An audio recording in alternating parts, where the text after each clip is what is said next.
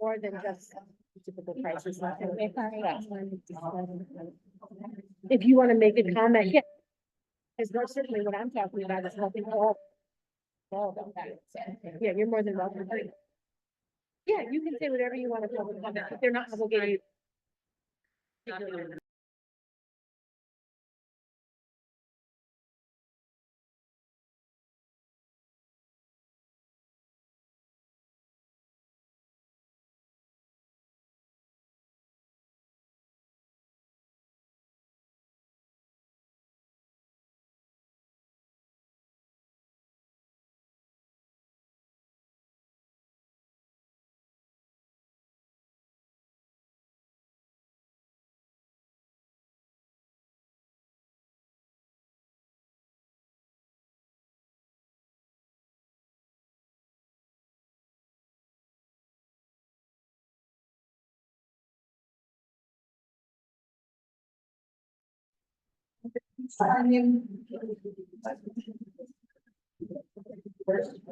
Before we do that, I was reminded, I need to make an amendment to the agenda, so on this.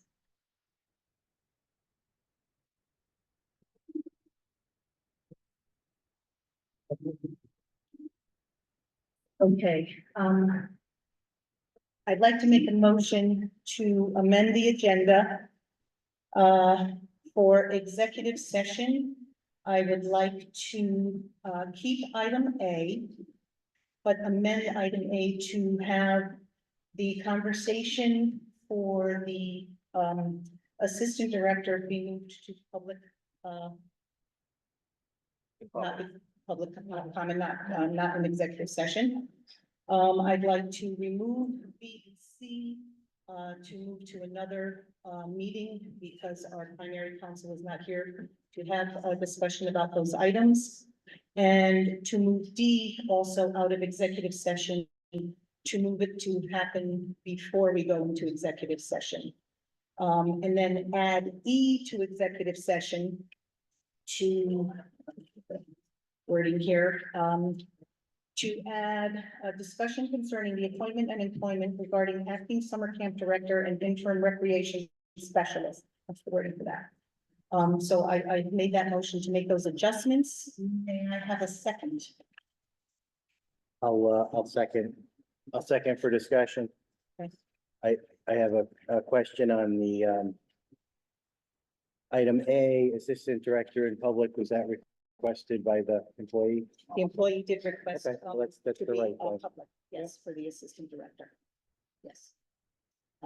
Paula, you went through those items rather quickly. I was just wondering if we could go Over them again? the Sure. changes again. Sure, Yeah. Thank absolutely, you. absolutely.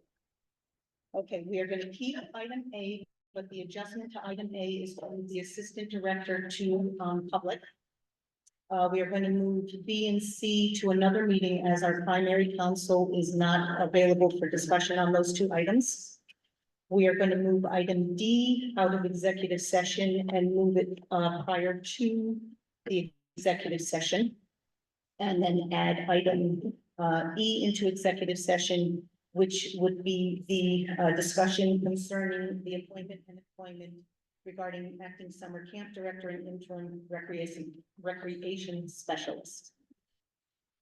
Can you elaborate on what E means? Because it doesn't really provide any information on what it means. What does that mean? It just says the name, his name and the position. Well, we're going to discuss that in executive session. That's why I'm adding that item to executive session. That's okay. No, that's fine. But I don't think that providing a title is enough information to the public on what it is we're discussing. When we come back out of executive session, No, we will no. I just want to say, just so that people are clear, we can ask for advice but I do want to say just, that it's my understanding that executive session items have to give some notice to the public. And here, item E that we're potentially adding is just a job title. So I don't think that provides any information. I don't know, are we talking about disciplinary action against this person? Are we talking about, I have no idea. So I think offering a small summary of what the discussion entails would be useful to the public. Um, Verbs, use a verb or other more verbs. if you can provide that, I would be grateful. I think people here would be interested as well. And then since I have the microphone, I would, just ask whether, if you could introduce yourself and let us know, are you the labor attorney that's here for the evening? Well, I'll introduce myself. I'm Owen Weaver. I'm a partner of Marino's Able and Shut Up. Are you the labor attorney? I'm not the labor. So do we have a labor attorney here this evening? He is He will available. be available. Okay. Yep. Dennis, did you want to say something? They don't worry. Oh, okay.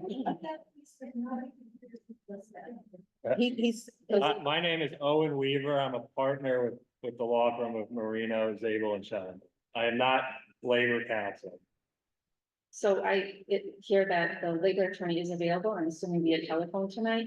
I do want to reiterate my request from last week that the first portion of that conversation with that labor attorney be in public session, open session. And I would like to make a motion to that effect to amend the agenda to include the discussion with the attorney. Generalized questions about labor law should be held in open session. And that's my motion. Which I guess is an amendment to the motion. There's a motion. yeah, there's already a motion pending. Right. I don't have a problem with the general stuff, it might be better to do it after. the No, executive I'd like, session. my request is before, because it's gonna be redundant if we've talked about it all already. Remembering what was said for the public benefit is not gonna be, it's backwards, really. I think the stuff that is open should be said first. And that's my, We don't know what we're going to be discussing yet until we have that conversation in executive session. no, but generalized labor questions have nothing to do with executive session. We could ask the labor attorney whether he's aware or not. Does Bethany have a union for employees? Does are employees at will or not? What questions like that are not connected to any individual. These are rules that apply to everyone that's a town employee. And I don't see why that has to be in closed session. No, that's fine, we'll just have to warn him, he's talking to everybody, so don't. Well, if give it's any not kind- seconded, then it doesn't go anywhere. Then we Yeah. move on with the rest of the agenda. I'm okay, I'll second the amendment, just we'll have to be careful about. But we Okay. could discuss labor all night long. We are here to conduct And- other business on the And agenda. also. We could the- have a special meeting for just labor law discussion. right, We and- have business to And conduct. also, the labor attorney is available for any questions, of course, but it's not an open session of just open dialogue. I mean, he's available for any questions you would have on labor law. Okay. And again, my motion has in part to do with questions I have, but also questions that I think people should hear the answers to. So, I mean, Paula, your comment sort of assumes that my questions are not connected to discussions in closed session. I would tell you that they are. But there's definitely a conversation that could be had in public session. And I could be wrong, but it's my understanding that, conversations in closed session that don't have a sort of privilege or confidentiality attached are required to be an open session. So I think I'm, doing a service to the town and being as transparent as possible. And that's the purpose of my motion. Have any other comments? No, I think it'd be better to go in the other order, but I guess if the attorney knows what he's doing, he'll answer general questions and nothing specific about, particular employees. No. So we have to. I just want to say, I'm not aware, and I would ask the attorneys present that represent the town to jump in if I'm not correct. I am not aware of any provision in the law that allows closed session conversations to protect, attorneys or members of a board who might slip and say something that they shouldn't say in open session. So we each have to be mindful and inform the attorney who's speaking that we're in open session and not closed. I think he could handle that. I don't necessarily follow the comment about slipping. I mean, that if you're proposing a general discussion for council, I'm not sure what action you're asking for here. I mean, there was a motion on the table to amend the executive session portion of the meeting. very specific, so I think those should be voted on. All right, I don't think anyone asked for your advice, but that's fine. Man, we just asked. Okay. Asked her to give Right. Okay. opinions, so. Well, on the labor issue, not on the order of the motions. well, I seconded Gina's amendment to your amendment. Just to move things along, Okay, so, but we'll just have to warn them that, okay, and I'm guessing we only have a couple questions, right? I There's don't know. only so much you can ask general labor questions. I have not a lot of questions. well, all in favor of Gina's, motion to have, Amend the amendment? amend the amendment? Aye. I, No. Okay. All in favor of the amendment to the executive session lineup, all in favor? Aye. Aye. Nays? can you repeat that, please? It was the motion to, as amended, the executive session as amended, Well, the agenda, the agenda, sorry. Okay, With your amendment added Yeah, to up to what I previously proposed. yes. okay, so that was unanimous. Okay, so, now we can go into public, comment. Well, there was a list here. We started over here.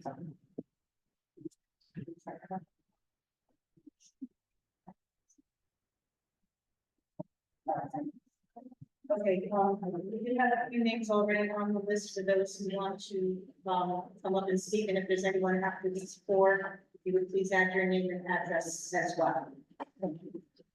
You know, what, I think it's Amy.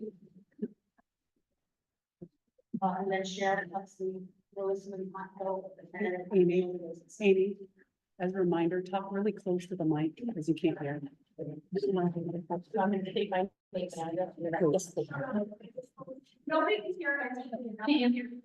You gotta get close to the mic.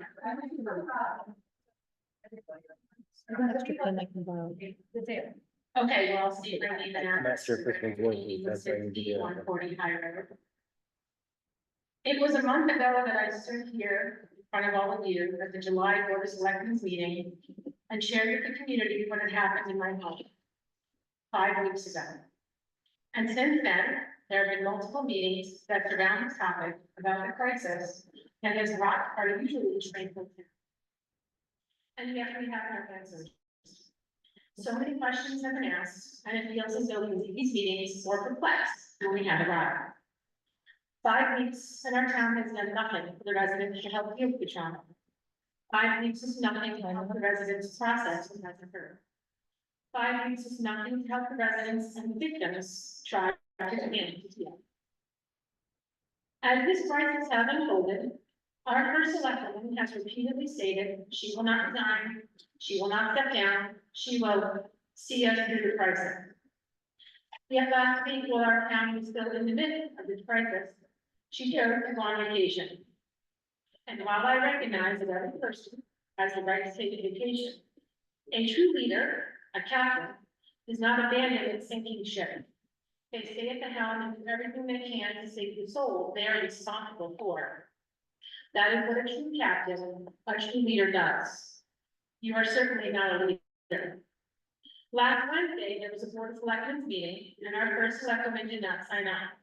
And while we knew she would not be on the Zoom, I would like to remind everyone here that on July 8th, when we were all in the commission room for a special board meeting, one of our selectmen was on vacation in Portugal and signed on to that meeting that began at 6:30 p.m. here, while it was 11:30 p.m. there. Well, during your time in office, no matter what good you have brought to this town, the paving of the roads, the lowering of the mill rate, remodeling of town properties, none of that matters anymore. This crisis and your lack of action will forever be your legacy.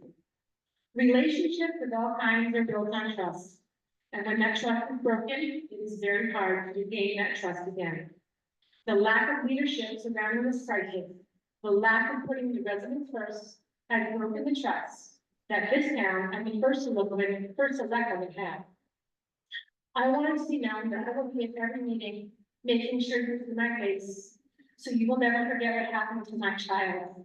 And I will remind you over and over again that you failed our community and you need to resign.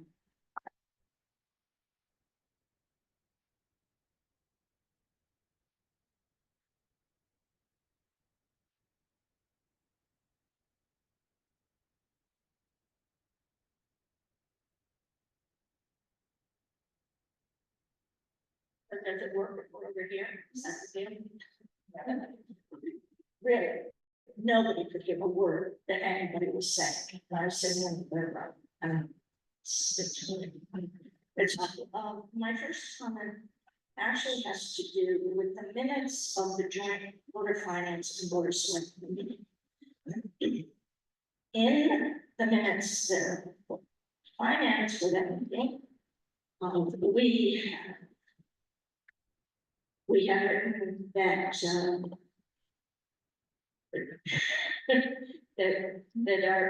our attorney used the word misspoken. And the reason that word is in our minutes is because he said that. And the point of minutes is to record what actually happened at a meeting, not what should have been said. Yes, when he misspoke, he meant something else, but that is the word he used, and that is the word that is in our minutes, and that is the word that should be in your minutes. Okay.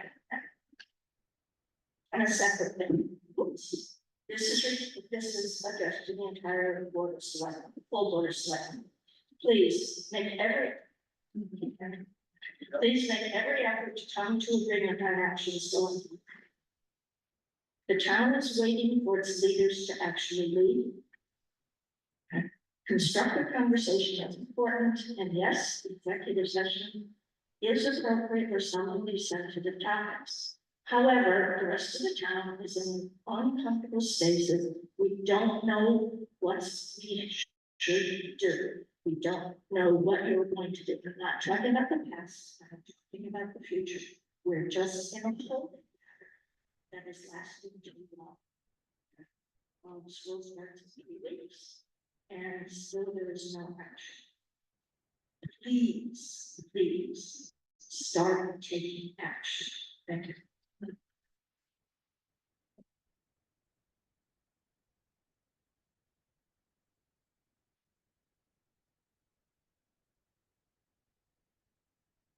Rose Monaco's the next person. Rose Monaco's the next person. And then after that, That's public comment stuff.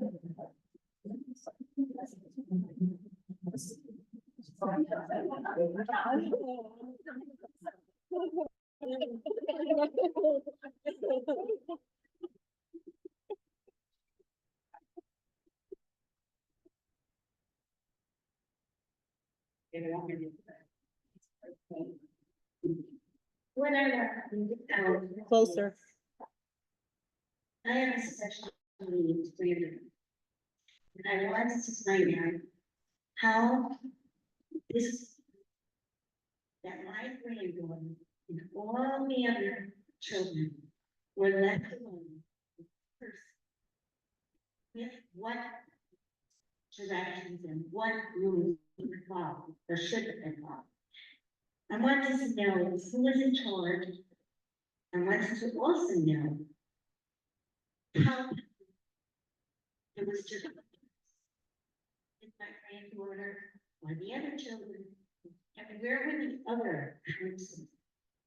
What special do they have? Are they have any first aid qualifications? Was there anything done, a background check to make sure everybody was up and up? And I need to know, going down the road, because it's not my granddaughter, she won't be in here in this program, but I need to know for future reference, how will this play, how will these people be and act, that they should be when dealing with the child. Background check is very important, First aid is very important, and not one person, not a name, to be left alone with the child at any given time, boy or girl. And where did this occur? And there were pictures taken, and I want to know where the pictures were taken. I want to make 2, 3, 4, 5 years. I want to know as soon as possible, because I think the children now, my granddaughter is unable to let us know what took place with her. We do have pictures of her, however, I want to know what steps are going to be taken going forward, and how this is going to all be resolved. And I think we have the right to know as parents, grandparents, and community. And hopefully things will change and people will be told how these things be and how to address things. And who goes with what child and how many years. There should never be one person, a male with a young girl, not one person to be left alone with the child. Who was watching the ship? Who's in charge? I thank you for your patience. I'm sorry this repetition, but I'm very upset by this. My neighbor can't speak for herself, so I am seeking for. Thank you.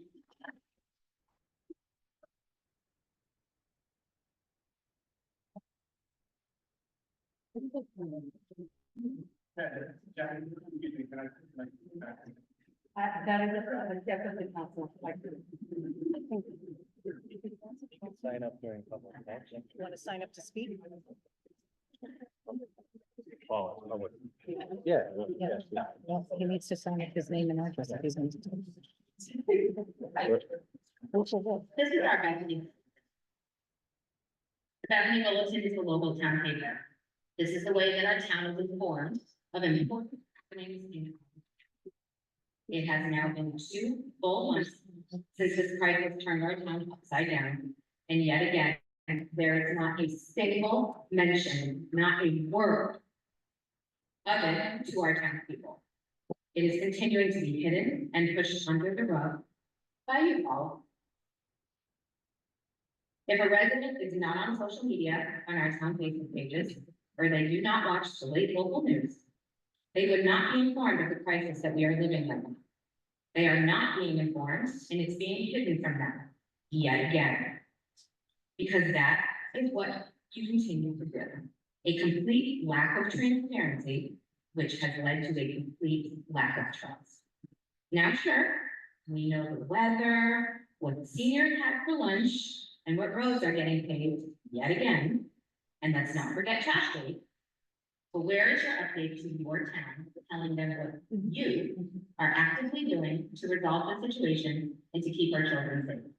Because after an ungodly number of meetings that we have had where it could be discussed and information could be shared, you still have yet to share exactly what is being done to keep our kids safe and to ensure all of us in this community that this will never happen again. I don't trust you, and I'm pretty sure that Jordan don't trust you.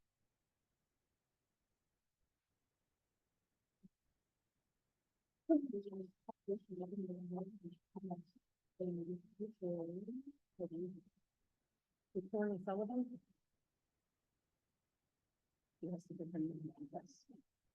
Victoria, if you want to speak, Victoria Sullivan, you can speak if you want to. Give her address. Hi, it's actually Michael Sullivan. I couldn't get my wife's name to. Sorry, I'm sorry, Mike. Just So give I your just- name and address, please. Sure, Michael Sullivan, 93 Lacey Road, Bethany. I was just wondering if there was any other update on that other investigation that the town attorney had talked about at the July, was it 19th, 26th meeting? No, yeah, before the last Board of Selectmen one, there was another investigation that they weren't able to comment on at the time, and I didn't know if they had any other information regarding that, or if that's something that could be provided for the townspeople. I don't have any information. We have nothing. Mike, did you hear the answer? I did, thank you. Okay. I don't have any right now. Is there anyone else on Zoom that's interested in speaking? You can put it in the chat. There's two. There's 64.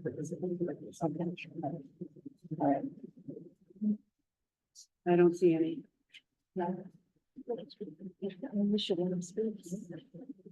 Anthony, did you want to get up and speak?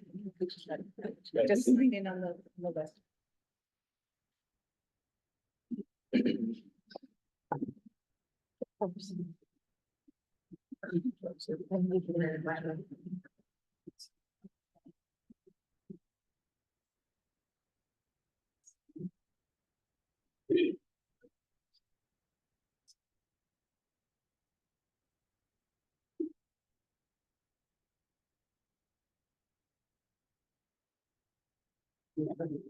Anthony Copeland, brings to roll attorney. He's gonna do most of the talk, but he's not the best at public speaking, so if I have to step in for him, I do apologize. But he is the one in the best position to answer your questions, you deserve to have your questions answered. And so, here it is. Hi, I would like to address your granddaughter.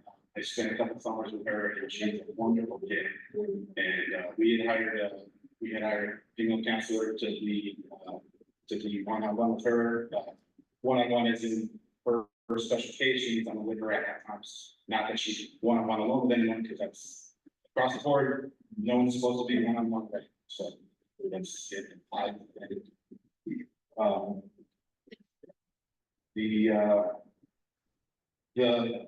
I guess the question, the situation you were questioning, is that I've never seen them alone one-on-one. I never saw anything inappropriate. We've always had this wonderful staff member with her, treated her like just one of the rest of the campers, even gave her a little more attention because she deserved it. She was amazing. I mean, our policy is having 5 or 6 counselors and CIPs around each group, so there could be, even if there's 30 kids in the group, there's at least 5 or 6 or 7 people to watch the kids. So, I mean, I'm pretty sure that ratio is probably higher than half the school percent. But we just have a ton of counselors and CIPs on at all times.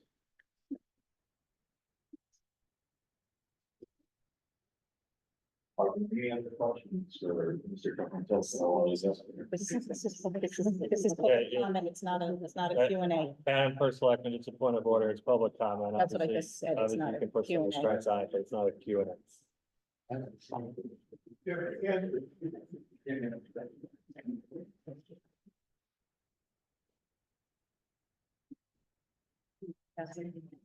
Do you want to get up and speak, Kathy? Yeah. Just after Susan. She signed. She's signing in. May have to adjust the mic for her.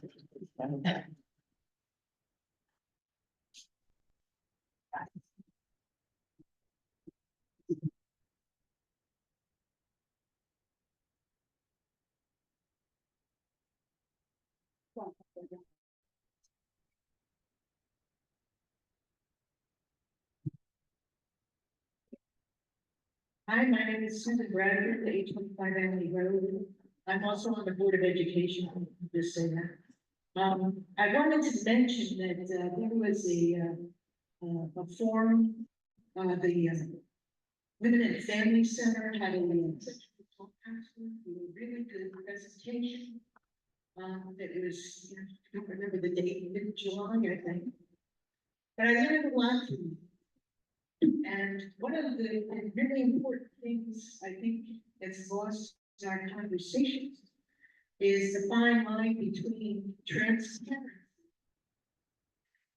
issue of privacy and non-disclosure. It would be a really good thing to have legal counsel make some comments in this regard. It would be even better to have, DCF or the state police. Some kind of public relations people speak on that, because it creates a big conflict on why people were told, why people, all these different issues. And lastly, August 4th, I think it's 6 o'clock, the Bethany Community School is holding what they call parent academy and forum on this subject that we were all concerned with. So if anyone can attend that, I would encourage you. So to help us gain a better understanding of how these things are appropriately handled. Because there's a lot of privacy and non-disclosure issues here that are getting obscured by people who need to know. Thanks.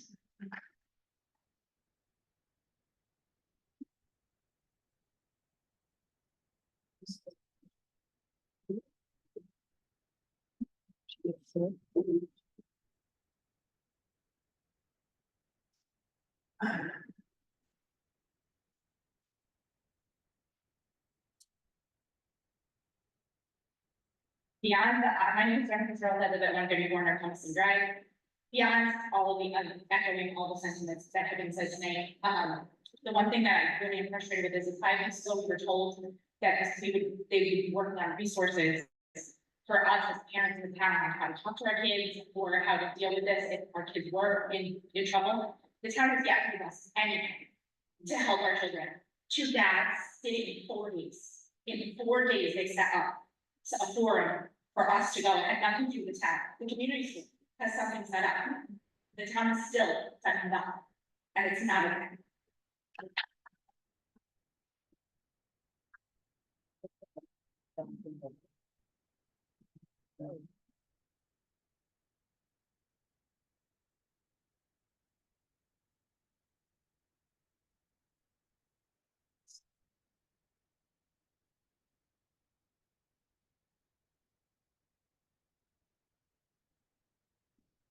My name is Jillian Nugent, I live at 53 Miller Road, Bethany.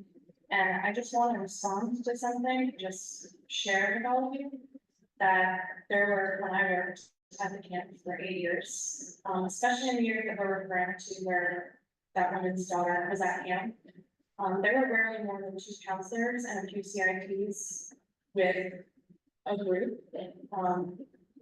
Even in years after, in 2022, I had sometimes 22 kids, 1 counselor and 1 CIT.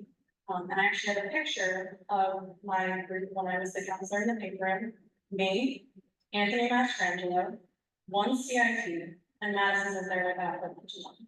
So I just don't think it's fair to say that when, maybe that's the case now, but it wasn't in 2021 or 2022.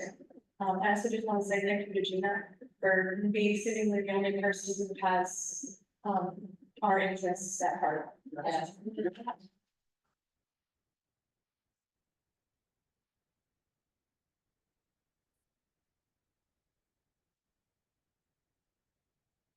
I'm Kathy Sylvester, I live at 5 Bethany Road. I'm registered voters here, and one of the benefits of being registered voters is you get to sit in town hall a lot and watch and listen and observe. And I have to say, Paula, you're consistent in everything you do. And unfortunately, this particular crisis is even worse, it's tragic.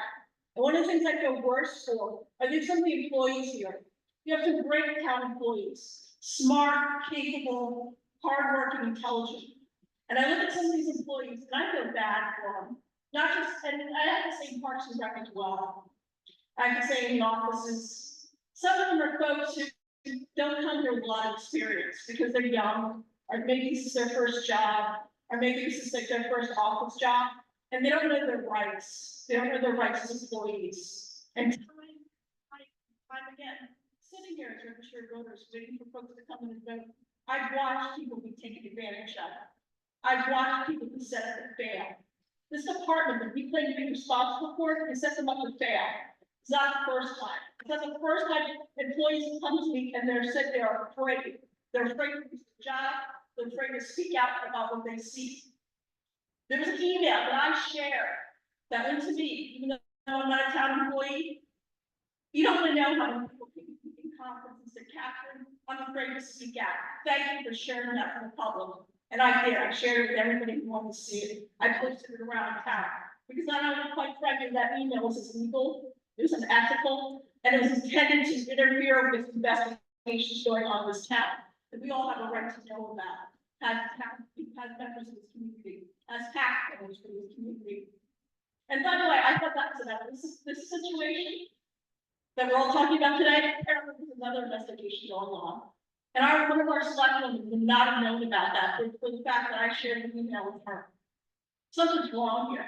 We have consistent lack of transparency. And this starts with the roads. Remember someone's complained about the roads, like my road, even though there's major construction going on, was paved several times, and the that they happened. People complaining about mentioning things they saw that wasn't right about having kids being cared for. We got calls about Clinton State Police. My husband still is recording for Paul yelling at him because we complained that all 3 of our driveways were blocked off when they did reconstruction. Consistency. This is what consistency. So really my point is, guys, y'all need to vote. Y'all need to start volunteering for these boards and these commissions, and you need to get involved. So we don't see the same people. We're a talented, smart town. And I don't mean, we don't need to education. We got smart people here. We got people who care about our community. We got people who bring a lot of talents to our community. I'm urging you to share them with us all. Share them. Make sure this never happens again. Make sure we're never subject to the same bad conditions that we have. I also want to know why. Why? Okay, typically, most of us know who works the place out. When there's something that goes wrong, the person who's top, the person who's responsible, doesn't participate in that investigation. They're pulled out of the seat. I want to know why a person who really needs to take blame for the situation, and not just listen to our town members, to our community, to our parents, to our students, to our workers about what to do how to handle the situation, is so ingrained in this investigation. I want to know why she's making decisions about some of the employees that are involved in the situation in town. That's not proper. You never see that any place else. And I don't care what our quote unquote town attorney is telling y'all. Doesn't happen. Doesn't happen. Google it. You'll see. Don't believe me? You think I got an agenda? Google it. That would never happen in a work environment. Hang in there. You guys did a great job. Keep up the fight. Thank you.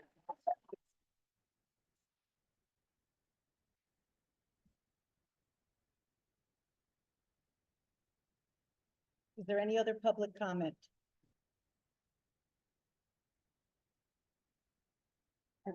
Sal, the gentleman's gone. Sal, the gentleman was gone. Mine, really.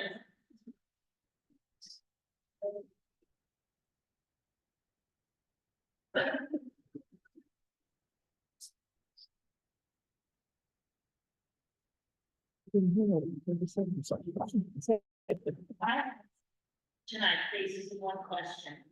With school starting in, 3 weeks-ish? What is the plan for after-school program? With Parks and Rec, when there's no leadership platform? We're working on that. That's one of our conversations tonight. Same answer. We're working on it. Maybe it'll happen.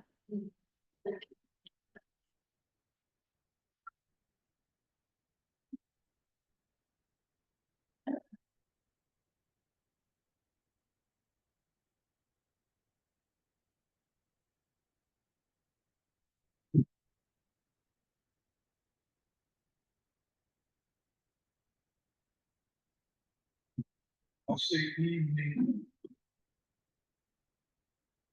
I think our young man at 18108 Miller Road. I've lived in Bethany for 11 years now, my wife. And when I first moved here, I didn't know anything about Bethany. I heard some things at first. We came to live here, but before we could start, my wife's son built our home. And I heard so many great things, that this is the best place to live. And now it's different. I'm 76 years old.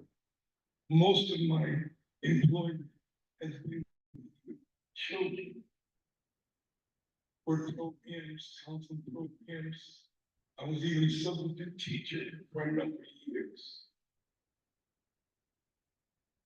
And there was this group of girls who their leaders would not let them go anywhere on a field trip unless I was with them. Those girls, they, remember Soma Kutsa? Years ago, a group. Anyway, they wanted to go to a concert in New York. I said, I'm not going. I'm not going to New York. Yankee Stadium, all that noise, all those people, those girls, they said their mother said they could not go unless Mr. Nunley convinced. I'm talking 20 years ago, 25 years ago. I finally decided to take them. I went with the group, everything went fine. Those girls stuck me like glue. The only time I didn't see them was when they had to go to the ladies. I was a substitute teacher. There were schools where, and unfortunately, the climate we're in now, from the political, from churches, we've all seen all these allegations and these scandals coming up from pastors.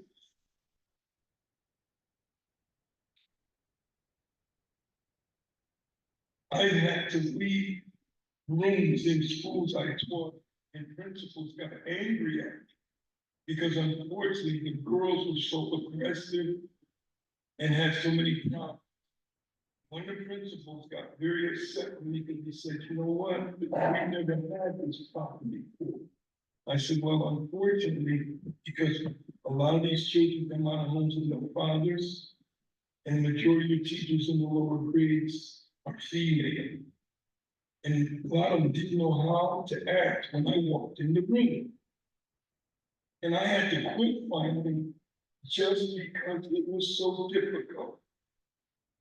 I'm talking 25 years ago, I had to think, if this girl says I said something, or this boy, I'm gonna be guilty until proven innocent.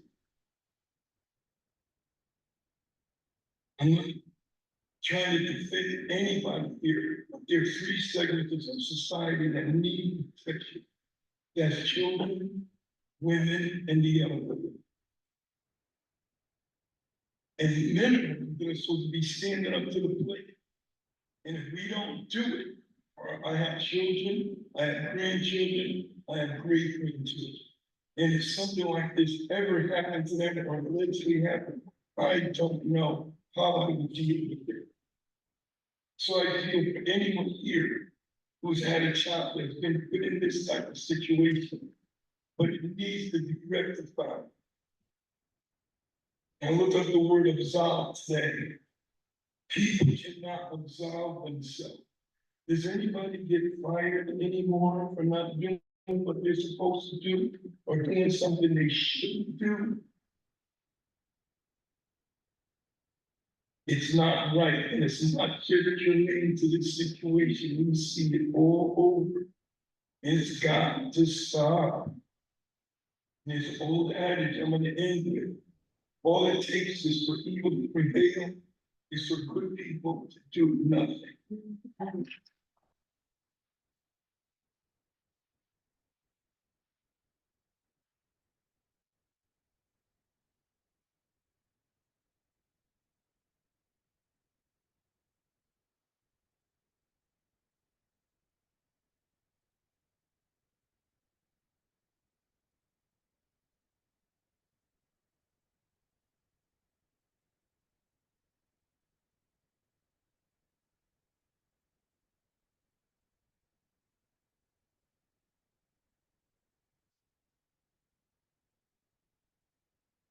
Right. Health insurance, 755 Litchfield Turnpike. Just a couple things. One, the decisions that were made for the rec department personnel. I was confused because I understand Janice no longer having her job. I don't think she should. There are stories, you can talk to anybody in here, and they will tell you so many stories about this organization, that was not being done properly.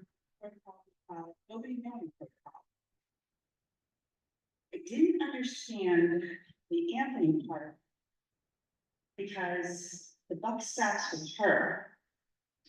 And I thought a good solution would be 6 months probation, give him time to get things in order, get all the training, get everybody trained. It wasn't his show. So that confuses me, and I just wanted to say that I thought that was probably a better way to do that. He has a lot of experience. And I used to do the horseback riding program with him. And I would still do it, but Janice Howard totally messed it up. Didn't inform me of huge changes she was making in how the kids were delivered. Blamed me because the kids who only got 20 minutes at the tail end didn't get to ride for very long. It was just a mess. And she would not take responsibility, which is a lot of what happens in Janice Howard. Okay. And Anthony spent his time trying to. So that's my opinion on that. The other part of it is, I'm not sure if there's anybody left in this room or in this town that wants Paula to remain in this job. And I do want to say, Paula, tried, and I can't anymore. Now, if anybody really wants to, you can resign and make this easy, because you were not wanted in this position by anyone at this point. Or we could do whatever we have to do to get you out. And we're going to start. Thank you.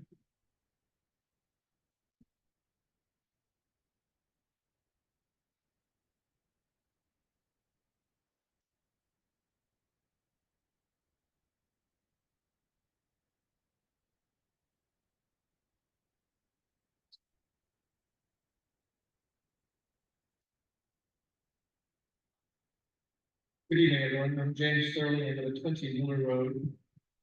I've heard several people call for Paul's resignation tonight. I want to share that there is no easy way to disenfranchise the voters who elected Paula to serve as our first selectman and to have her forced from office. There is a process if Paula resigns. That process starts with the two remaining selectmen have 30 days from the date of her resignation to choose a mutually agreeable new first selectman. If they are not able to agree on a substitute for Paula's position, then Paula's party, the elected officials from Paula's party, will, after an invitation from our town clerk within 10 days, will choose a new first selectman to replace Paula.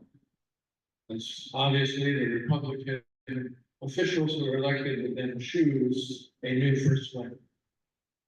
If the town that choice, if 5% of the registered voters submit a petition to the town clerk, it's about 220 people. A snap election will be called. It could be a primary, it goes through the regular process of calling an election. So if Paula resigns, the two selectmen have 30 days to choose a successor in agreement. If that doesn't happen, Republicans will choose a new first selectman. If the town is not satisfied with that, with 220 signatures, the townspeople will call for a new election to elect a new first selectman to replace the person who resigned.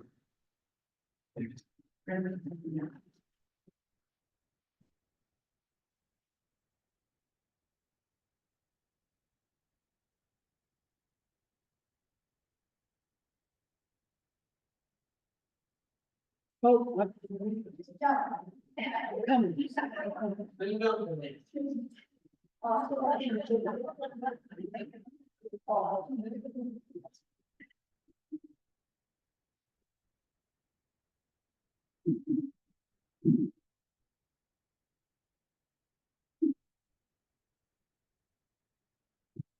This is actually on behalf of someone who is not here.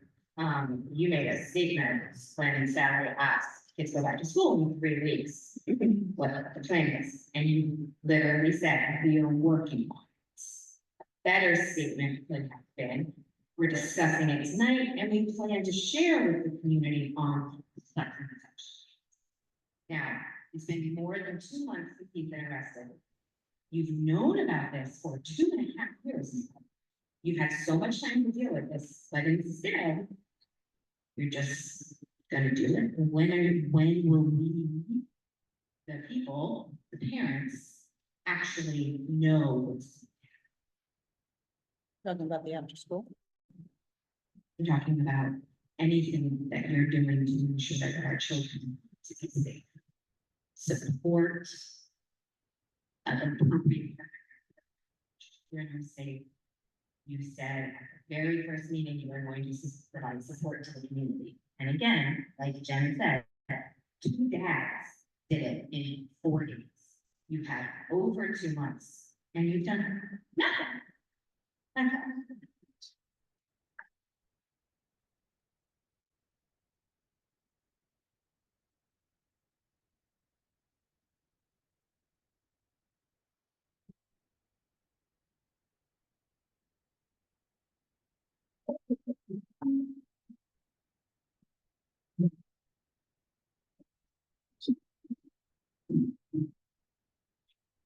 Yeah, it's just happening. Generally, let's go through that in a row. I just wanted to kind of echo some of the sentiment that I am also frustrated with the lack of response. So the existing Park and Rec Commission expired as of June 30th. It is August, I don't even know, 6, 8 months on summer break. And we still do not have a commission.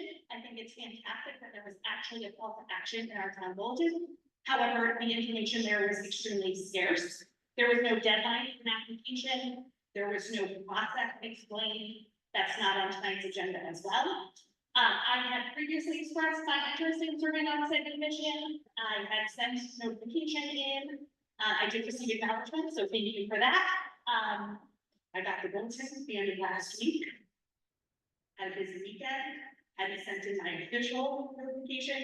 Got an email requesting, I think 3 or 4 days notification to a town, letting people know is extremely short-sighted and does not allow for full representation of those who might be interested. I would also implore the select people to explain what the full process is so that everybody is informed.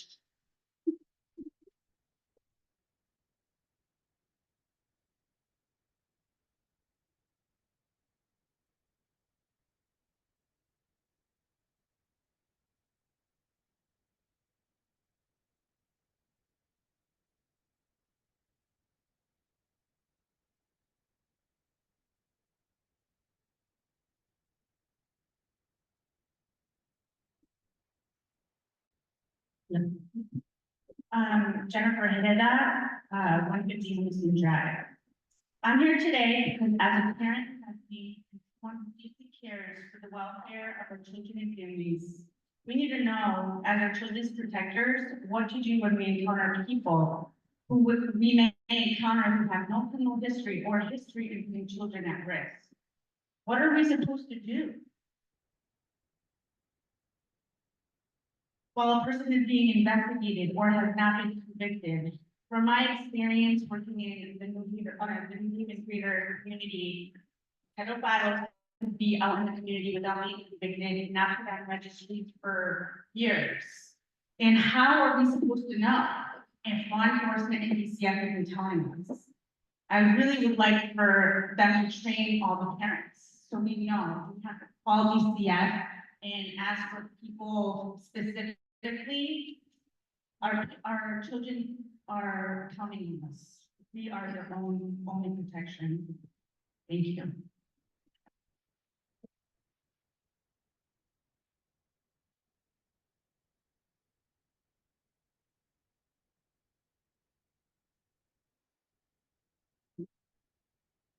Is there anyone else? No. Aaron Forsky. Erin, go ahead. You can unmute yourself. Thank you. Say Can your every- name and address. Yep. Erin Gorski, 19 Luke Hill Road. Can everyone hear me? Yes. Okay, thank you. I'm sorry, I'm on vacation in Vermont, but I was able to zoom in luckily. I believe we went through 2 budget cycles since Paula found out about this, and in that time, we had a renovation of Park and Rec. Assuming she felt, obviously terrible about the situation, but couldn't tell us anything, why didn't she insist that security cameras were put into the renovation? Thank you.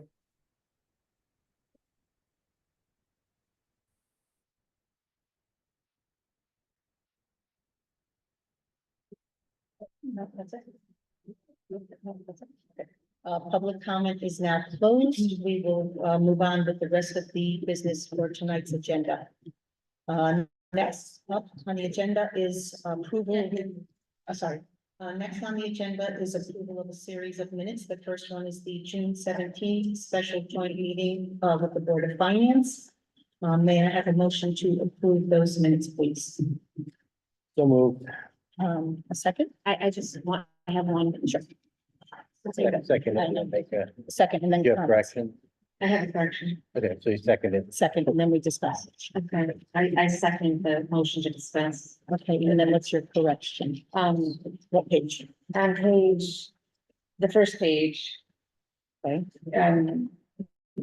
In response, when I asked for clarification on why we were meeting, the minutes say that it was to get the boards on the same page, but that's not what was said at the time of the meeting. It was, I believe, Paula, you said that we were gonna get clarification, which it does say that in the first bit. But that was the direct response to my question. And I do wanna say, since I have the mic, I think we should get another mic, or maybe 2. We're working It on is it. ordered. They are ordered. I promise. They're ordered. They have been ordered. Yeah. And I do want to acknowledge what was said earlier about it was my objection about the minutes that was the Sharon was talking about. I objected and said I wanted the word misspoke taken out, and I can see that I was wrong on that, and I wanted to thank Sharon for the clarification. So, but just to be clear, he didn't misspeak, even though that's what may have been said. So I would just ask that the second line, if you could say that Selectman Francesco said it was to get clarification on some issues. That's the first line in the first. Right. You want to repeat it in the I second? would like it Repeat it in the because that was second. the answer to Okay. the question. I mean, if you don't Okay. mind. Nope, we can make that correction.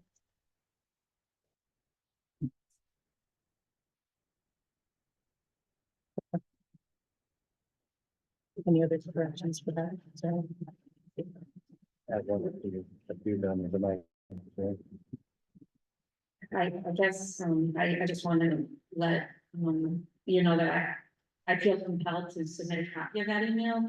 I believe that I said I would do that. I haven't done that. On page, is it the third page? I believe, the email I referenced during the meeting, I think a copy of that email should be attached, and so I'll submit it. Can I send it to you? Is that all right? Okay.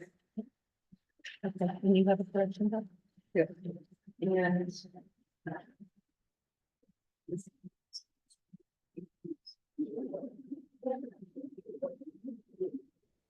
Okay, the last comment I have on the minutes, the very last paragraph.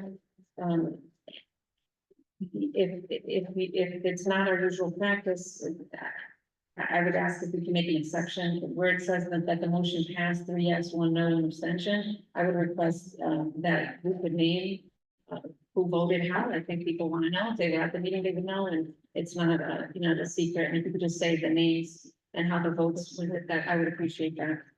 But those are my I think amendments to the June 17th. I think Bob has a correction as well. But where's your Are you correction? done? I think, thank you. Where's your correction? It was on page 3, the third full paragraph.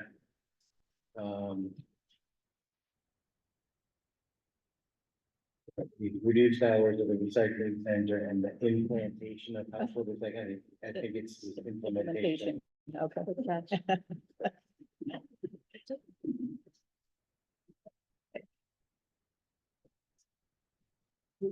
Okay, can I have a motion to approve the minutes as amended?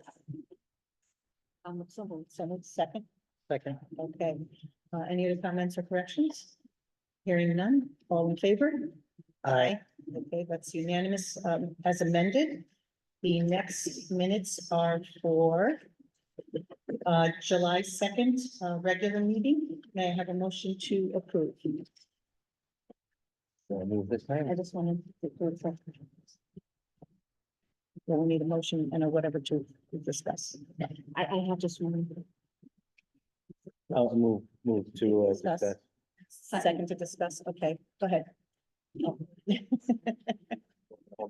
No, it's okay, thank you. The very last, I think it's paragraph. Just before adjournment, it said that Gina Texera made a motion to add another item to the agenda, having an independent review of Parks and Rec. And I believe we were here in the gym and it said that I made a motion to, have the discussion and to, pursue, identifying an independent investigator. So I think that the word investigation should be there. And I just want to take this moment. So that's my amendment, to the minutes, my only amendment to the July 2nd, minutes. And I just want to say that, I was copied on an email from a reporter who, I honestly, I can't remember what the question was, but Paula, you, as you should remember, you responded by saying that this was your motion. I asked you, please make that correction. So if you don't mind doing that, that would be great. So you just want to change the word review to investigation? And then to just add an investigation after independent. Independent investigation review? So leave review in? I would take review out. Okay, that's what I'm asking. Yeah, Okay, I think it just reads, okay, no, that's fine. That's what I was asking. thank you. Okay,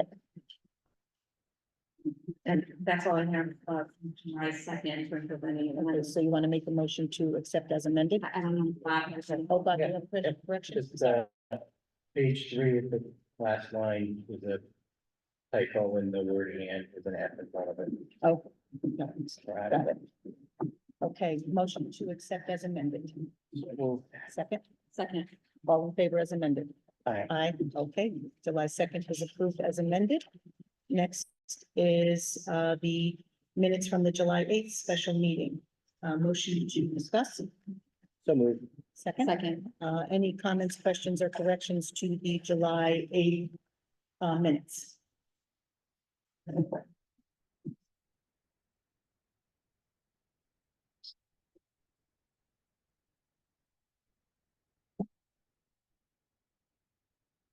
Hearing none. All in favor? If you have any. List, I just couldn't remember if, where, did you, it's like a factual thing, it's in paragraph 5, do you remember recusing yourself from that vote? I just don't remember. Paragraph 5, item number 5? item 5, yeah, it's on the last page. Okay, sure, that's what I'm looking. If you see the vote, I just don't remember, is that your memory that you recused yourself from this vote? I think I did, yeah, I think I did, yeah. So share your comments with the public.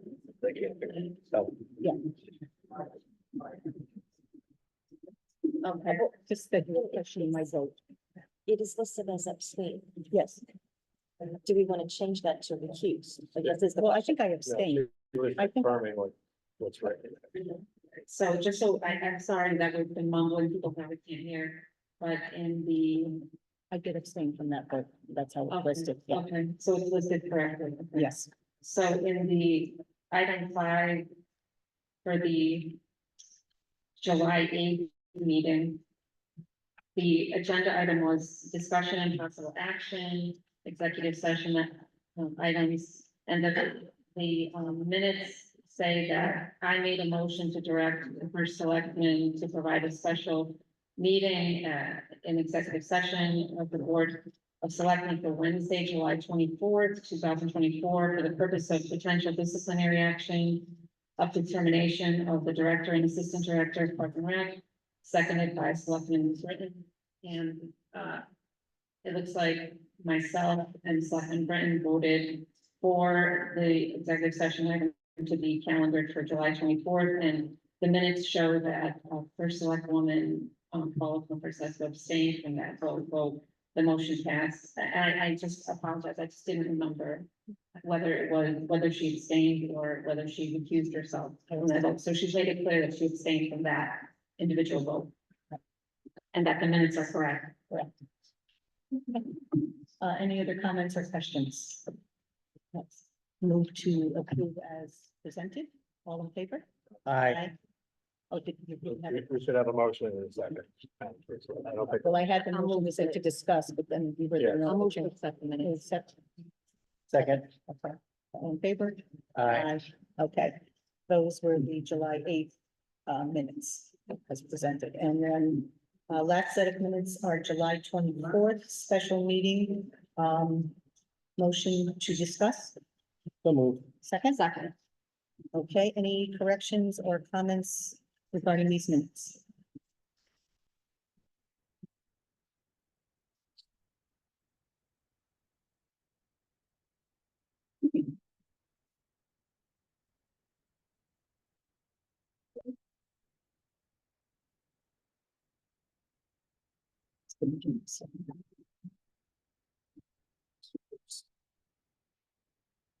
Motion to approve as presented. So moved. Second? Second. All in favor? Aye. Okay, those are approved. Tax refunds, we do have, I was given those yesterday afternoon. There. Is your copy, right? Thank you. Okay, there you go.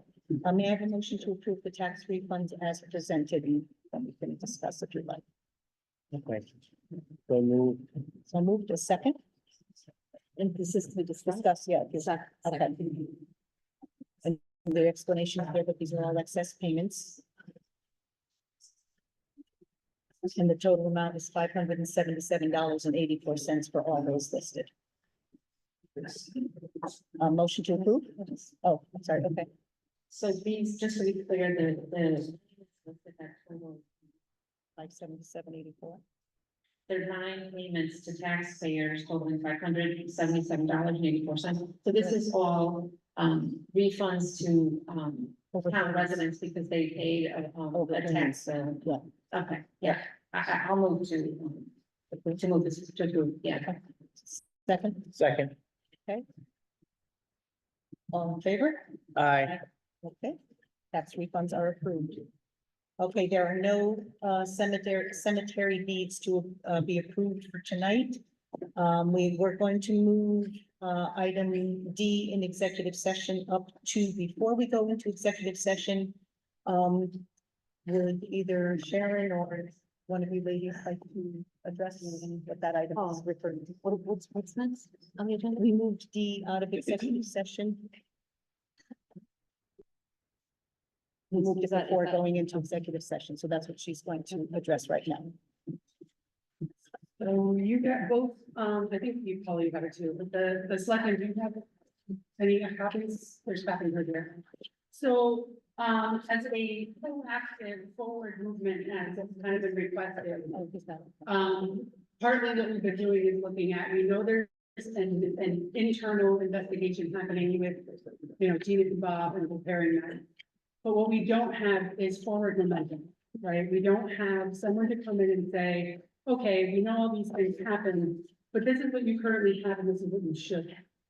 And so, I was working with CCM and, they came up with, Keith Chapman, who has a history of, being a town manager, of working with, unions, with, being in different types of situations where he's called into cities and towns and to kind of handle situations. And so what we have asked of him right now, and the proposal is in front of you, along with his resume. But what we are asking at this point is for him to come in and do a thorough, management assessment, organizational management assessment of Park and Recreation. And to look at it from the scope of what's currently there and what should be there and how we should be moving forward. So, training, certifications, how many counselors per kids, how many staff should be in there as an admin, what those roles look like. And then he would give us a scope of work that if we wanted to afterwards, he can also help with implementation of it. But currently what we're asking him to do is come in and tell us all the things so that we can get back to the table and decide as a town what we would like to do to move forward. And then moving forward after that, what we have requested in the meeting, which is not part of the proposal, is pending monetary funding. We would like him to do an assessment of the entire town and figure out what the needs are, how the efficiency is happening within each department, and how that would look at. But right now, that proposal is looking at Park and Recreation, and looking for safety, security, efficiency, and that's what he would bring to the table. Okay, so basically what we're looking at to do tonight is to move this forward to the Board of Finance because there will need to be a discussion with regard to funding this. So basically that's our charge right now is to move it forward to the Board of Finance. I don't want to take long. Are you done? Yeah, no, I was just saying to the Board of Finance. Thank you. I have, this is the first I'm hearing about this. I like the idea of the momentum, and I think that's a really important. But I'm just questioning why, you know, it just, I have the sense that, you know, we have, needs in town, but that, you know, someone, probably yourself or someone in your administration can pick this person, and I just don't know if that's the most transparent way to hire someone. I'm just asking, like, why can't we have some kind of announcement or a job posting and let him apply? And then maybe you get other candidates who would be interested or, I mean, I'm looking at his resume and I can't really tell what his education is because he didn't list, he listed 2 schools, but didn't list whether or not there was a credential that was earned. And so I hesitate to move forward because there just hasn't been, and you know, there hasn't been an opportunity for people, maybe in this room or maybe in town, who are qualified and could contribute to the town in this way. I'll let Jen. I can actually answer some of that. Yeah, thank you.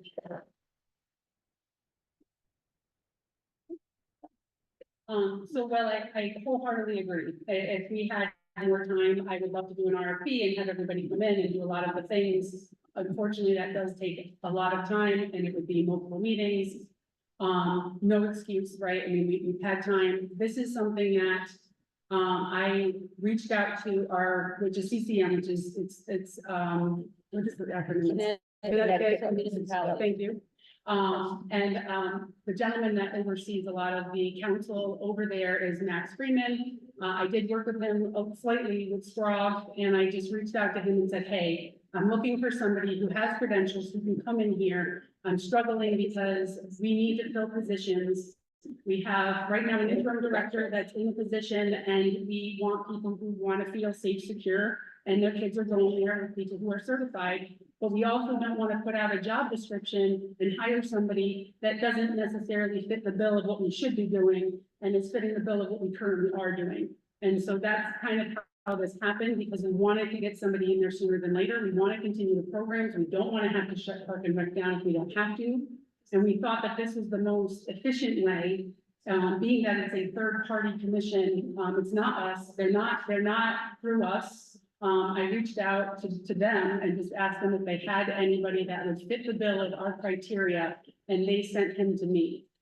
So I didn't vet anybody as far as that. I brought them in, and then we had a meeting with the attorney, Leslie, myself, and Sharon for the Board of Finance, and met with him and had an interview with him, along with Max Freeman, who is part of CCM, to see what he could bring to the table and what experience he had.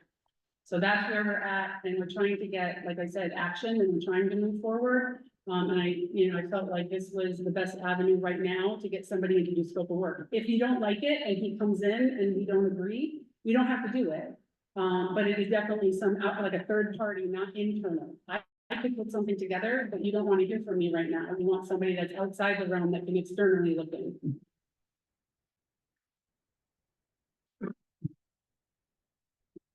This one, yeah, hold on. Stop on the chair.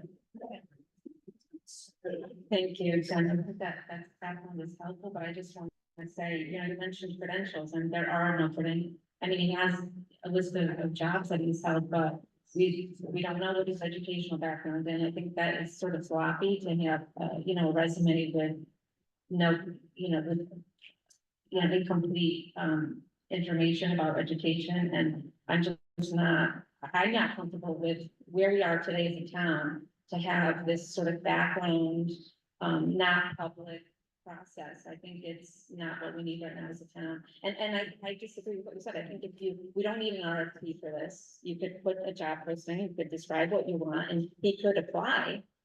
And if he's the best person for the job, I just think the lack of transparency and just handpicking someone when we're not in a good place, to say the least, in town is not really, where we should be as a town. I think we should be telling the town what we're looking for and asking for applicants. And it doesn't have to be an RFP. Actually, I'm thinking that we don't need an RFP for the other thing either. Why complicate things? It doesn't have to be complicated with the other process either. But anyway, that's my view. I think that it's, I would be in favor of a more transparent process that welcomes the town and other people in Connecticut to apply. Yeah, I have a few thoughts, a little different than Gina's, but it's not necessarily a bad idea. I just think it's I think it's premature at this point because we're trying to get a new, entirely new Park and Rec Commission in place to provide oversight and leadership in the department. And it's a little tough to bring in a consultant to tell you what organization and what staffing you need unless you tell him what the mission is. He's not gonna come in and say, you should offer a before school, after school program. Most towns, Park and Rec is not involved with that. They're run out of school system. But I think before you come up with an organizational structure, you really need to determine what you want first. And a consultant can't tell you that. The town as a whole has to decide. And the other thing is, in the town of Bethany, I just don't think any of the departments are that big that you need a management consultant for the organizational structure. So I'm not in favor of hiring a consultant to do that study for the Park and Rec department at this point. Well, times are changing and there's a lot of stuff that needs to be reviewed and looked at. Some of the job descriptions that we have in a file date back to 2005. So it is abundantly clear that things need to be revised and looked at. Gina, I don't have any problem with, you know, putting it out there to see if there are other individuals that may be qualified to do this. We could certainly put something together and put that out there, you know, tomorrow. We just have to know exactly what our scope is going to be, and I think we've already kind of discussed what that is, and we could put something together and get it out there so that we have hopefully multiple responses. Sometimes we put things out there and we don't get any response, so we certainly can put it out there and see what we get.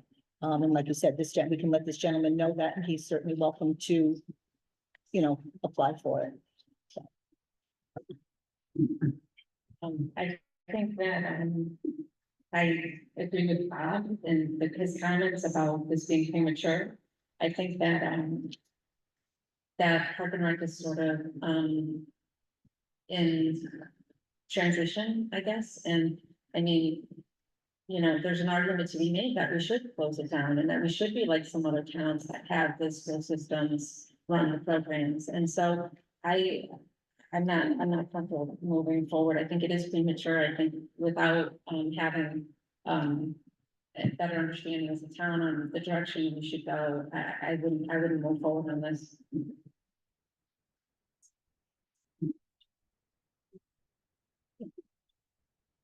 So the only thing I want to add is, I'm going to actually throw the ball back in your court as far as guidance to people who are trying to set up and organize and move forward in this respect. And I appreciate that it might seem premature. It might seem like it's too premature, right? However, I will say that as a person who works with the personnel here and that are very limited in what they can accomplish, because they're normally a office of one. And right now, the task has been handed from 3 people's jobs to 1 interim director. I think is a very large task to hand to somebody and continue to ask them to care for children in a way that is exemplary. And so I would almost ask if not this, right, which at least gives us an idea of how to organize. Do you have any suggestions on how to move in the next month? Because we don't have on here to talk about the Park and Rec Commission. We don't have on here about the investigator and how that's happening. And so that's gonna be another month or another 3 weeks. And I don't think that the people who are working and actually doing the work behind the scenes have that kind of time anymore. Yeah. Thank you. I'm looking forward to getting the additional microphones. I think, I mean, you asked, you know, if we have ideas on what to do and that it's hard for an interim director to do the job of 3 people and that you're worried about the service that children are getting. I say, shut it down. That's what I say. The last day could be August 23rd, which is the last day of summer. And I don't know a lot of details, but it's my understanding that people are talking to the school, let the school, you know, have an after-school program. People have already been vetted, you know, and that could give us, you know, a whole year to think about the Park and Rec program. You know, it's not my idea. I wish I could take credit for it. I think that since these conversations are already being had, we should see where they lead and what the school comes up with and what kind of program we're able to offer our children. So that would be my idea, and you know, I'd like to add to the agenda so that we can discuss that that plan, the plan of shutting down Park and Rec. August 23rd, I think that's a Friday. If I'm not, then I would want to, you know, look at the exact date and entering into negotiations with the school and planning with the school so that we can have some breathing room. And we can protect children. And we can come up with a solid plan for next summer, and we have time to do that. So, I mean, I'd like to make a motion to do just that. Since we're in a regular meeting, we can add to the agenda, I'd like to have that motion. You know, out there, is there any, if anyone else wants to comment on the plan, you know? Yeah, I think that's all to say. Yeah, I don't think we're really ready to make that decision and then school may say no. But I mean, in terms of the school running the before school, after school program, it would be again, because they used to run it. When my kids were there, it was at the school and then it evolved into Park and Rec running it. I certainly think it's worth looking into to support the parents who are currently in the program. If the decision cannot be arrived at, a plan put in place, we may have to have an interim program. But anyway, the topic we're talking about here is this consulting agreement, so I think we should maybe table that. And then, and then Jen, you would ask, like, can you give me any direction? And then later on in the agenda, we're talking about job description and posting for We should table it. the director posting. Yeah. I think we would want to move forward on that and get some staff in place. But a Park and Rec director, you're gonna have a Park and Rec director even if you don't run a before school, after school program. But I think we want to look at what the needs are, like Jen said before, we don't want to put somebody in a position where we're not sure what the actual position is. We want to have the review and I don't know if you want to I don't know if you want to leave the position vacant or get leadership in there. I think we're in flux and it's difficult to hire someone when you don't know anything at all about what's going on or where things could go. And it's not fair to hire someone who might be out of a job because we decided to go with the school program. Well, there was a Park and Rec director before they did the before school, after school. They ran individual programs. You know, tennis lessons, basketball, softball, crafts, I still but think it's but not a child care program per se. well, I think it would be very, a disservice to the families with 3 weeks left for school starting to shut down Park and Rec, the before and after school. I mean, we are, providing a major service, and we are obviously in trucks, yes, but, I think it would be a major disservice, and we need to have a conversation with the school. That's, that's something you can't put in place in 3 weeks. So, I don't know that. Do you know that? I don't know that, but, they would have to get staffing to agree, or, that's a major It's possible. commitment, but It's possible. it may be possible, but You should table it until next week's board of ed meeting and more information will come out. It's not all said. I think we should. I'm not sure what I'm hearing is mutually exclusive. Could certainly pursue with the school, interest in having them run it, or third party running at the school. Or they're using the facility that the kids are currently in, that could be pursued, and if it's not something that comes together quickly. And it's feasible to do an interim, continuation of what, of the program for the town.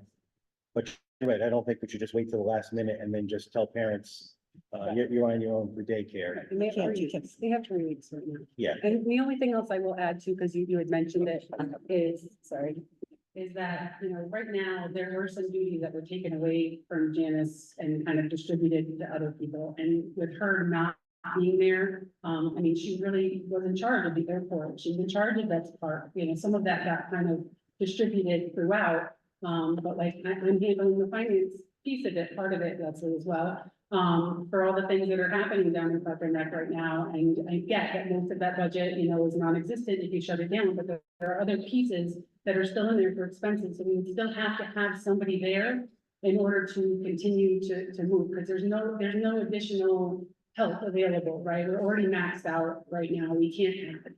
So, I mean, I'm just wondering who would do that in the interim. I mean, are you gonna have an interim in between hiring a director? So I'm throwing it out there as like, there's, I think, room for conversation about the actual org as it is and what's currently happening. And maybe that happens when there's a Park and Rec commission and they can kind of decide what Park and Rec takes on and doesn't take on and all of that. But I think that at this point, parents are already biting at the bit to find out what they're doing with their kids for school. There's 3 weeks left. There's not a lot of time to give out that notice. Even if the school does do an option, it might not be an option that can be handled for all parents, and they might have to find other childcare. I mean, there's like 50 families that it affects at least, that go to these programs. So I want that as food for thought as the conversations continue, and maybe that can be added to a special meeting that you guys could talk about. Okay, so just getting back to this piece, but we still haven't made a decision on this. We are going to basically table this, or did you want us to advertise for it? No, I would table. Want to make a motion to table it? I'll second the motion to table. Okay, all in favor of tabling item D, say aye. Aye. Okay, unanimous that we are tabling that. To the agenda to make a formal action on the studying, moving the program to the school. Yeah. Get Bob, right? I think we should make it a study, but not make it a, yeah. Yeah, you want to word the motion? I don't want to study. I mean, you want to study? No, I don't mean, I mean, report, just, Okay. but instead of us saying that it will be at the school, because the school can say no, just, but in other words, Discuss. seriously pursuing it. Right. And, but putting the contingency plan in place that if it cannot be put in place before the beginning of school, the town will continue running before school, after school, at least on an interim basis. And who is going to pursue these discussions with the school? We will. It's a good question, town administration. Discuss that, yeah. Town administration. Yeah. And, Board of Ed members. I mean, we can't tell them what to do. No, we can't. No, we You can't. can only ask. Right, exactly. So we still have to have a contingency plan in place for the first day of school. Parents need to know that. All right. So, So a motion to direct, town administration to, talk- pursue the possibility of moving the before school after school program back to the jurisdiction of the school. And if that can't be put in place before the beginning of school to run the before school, after school by Park and Rec on an interim basis. Those are my comments. Can you repeat it, please? I don't know if I can. It had two parts. One, town administration is to, Talk to the superintendent and yeah, talk to the school about, having the school take over before school, after school, going forward. I'm sorry, yeah, it's very sensitive, I guess.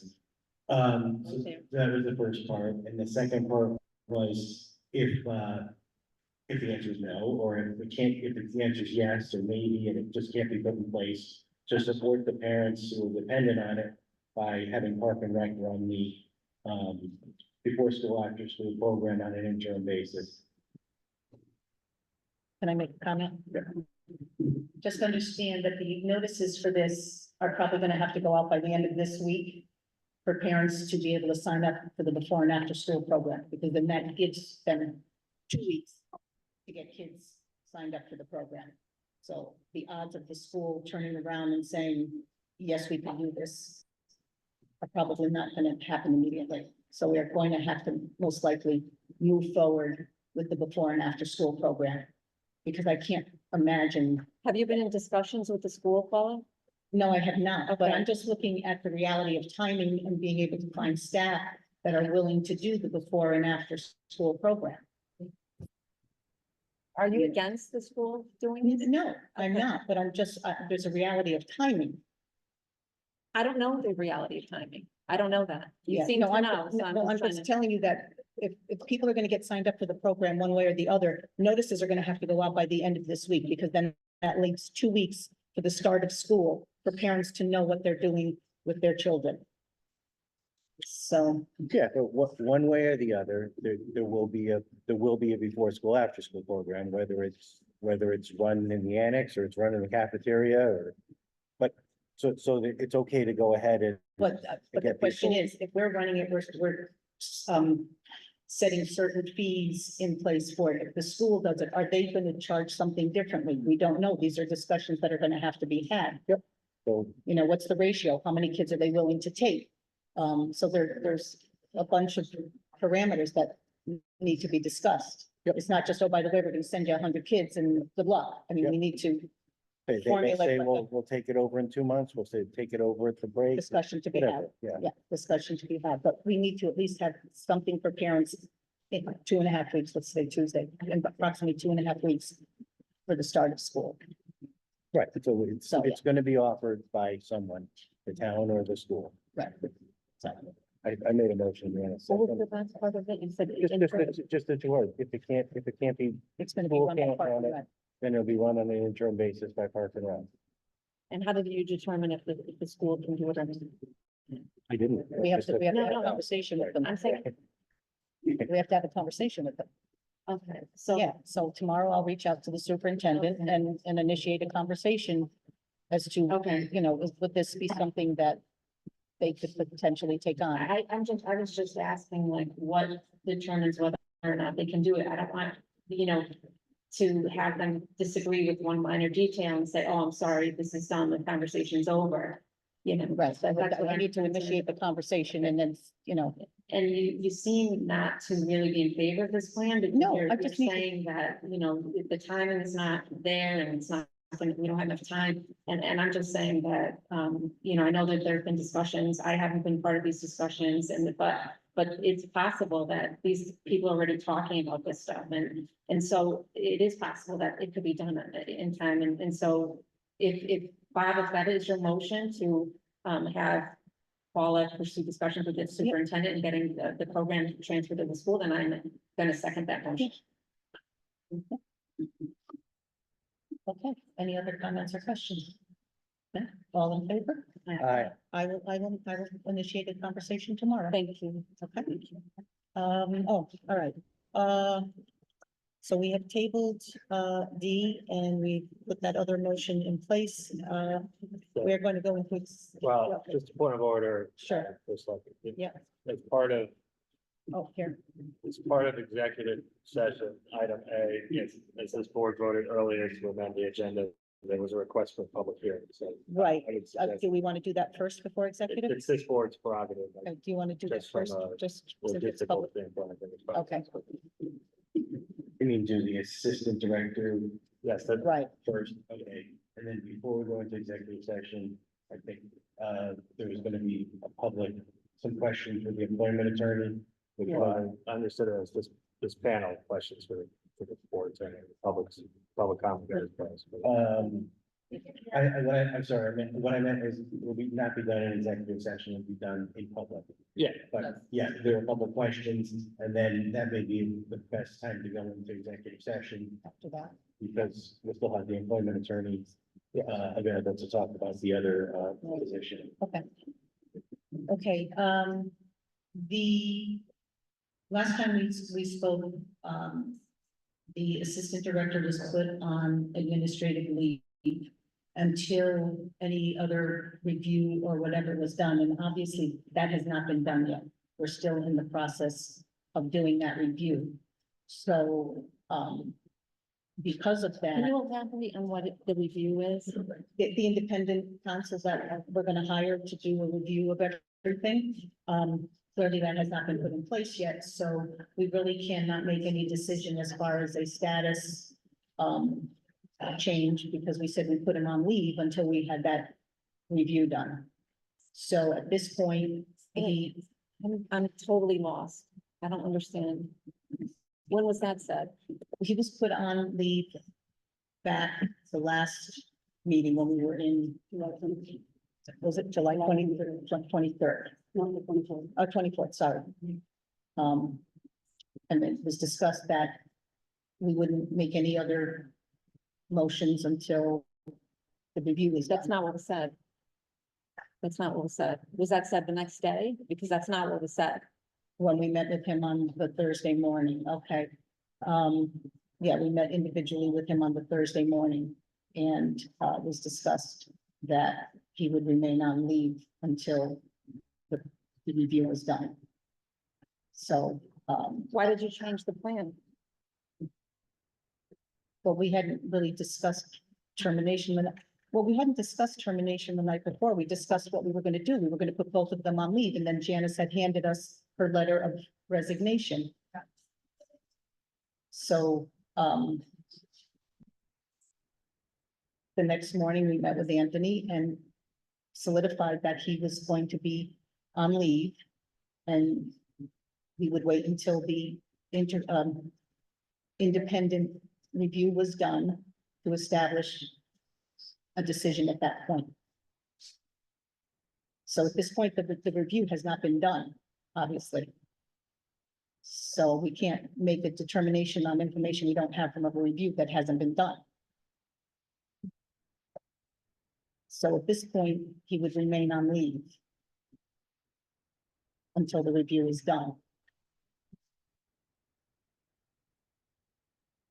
I mean, Yeah, well, I don't know the order, but I think this is the part where we had been initially given information by the town attorney Marino that the town employees were talking about were, not members of unions or otherwise, and that, they could be terminated without cause. And that's, we wanted to get clarification from the employment attorney, because I remember when we discussed with him, initially, there was no procedure required, and there was some kind of procedure required. I think we wanted more clarification on whether if the standard for removing anyone is cause, that's one thing. And, if there's no cause required, that's a completely different matter. Do you have any comments? I'm really just shocked at what I'm hearing because it's totally different. And I've asked on email, I've asked for someone to tell me what happened on at the meeting on the 25th, I think, the 25th. And this is the first I'm hearing, so the response that I requested, I'm just hearing now. I So mentioned it to you when you came in to sign checks that morning. You stopped at my door And people were in your office, is But you that, asked me and I mentioned it to you. I didn't, and what was your answer? I said he's going to stay on leave. Okay, and there are people in your office, and I didn't know if it was okay to talk about what we discussed in executive session when there are people in your office. So, you know, I just want to highlight the fact that, you know, we, Paula included, reached a consensus on the 24th.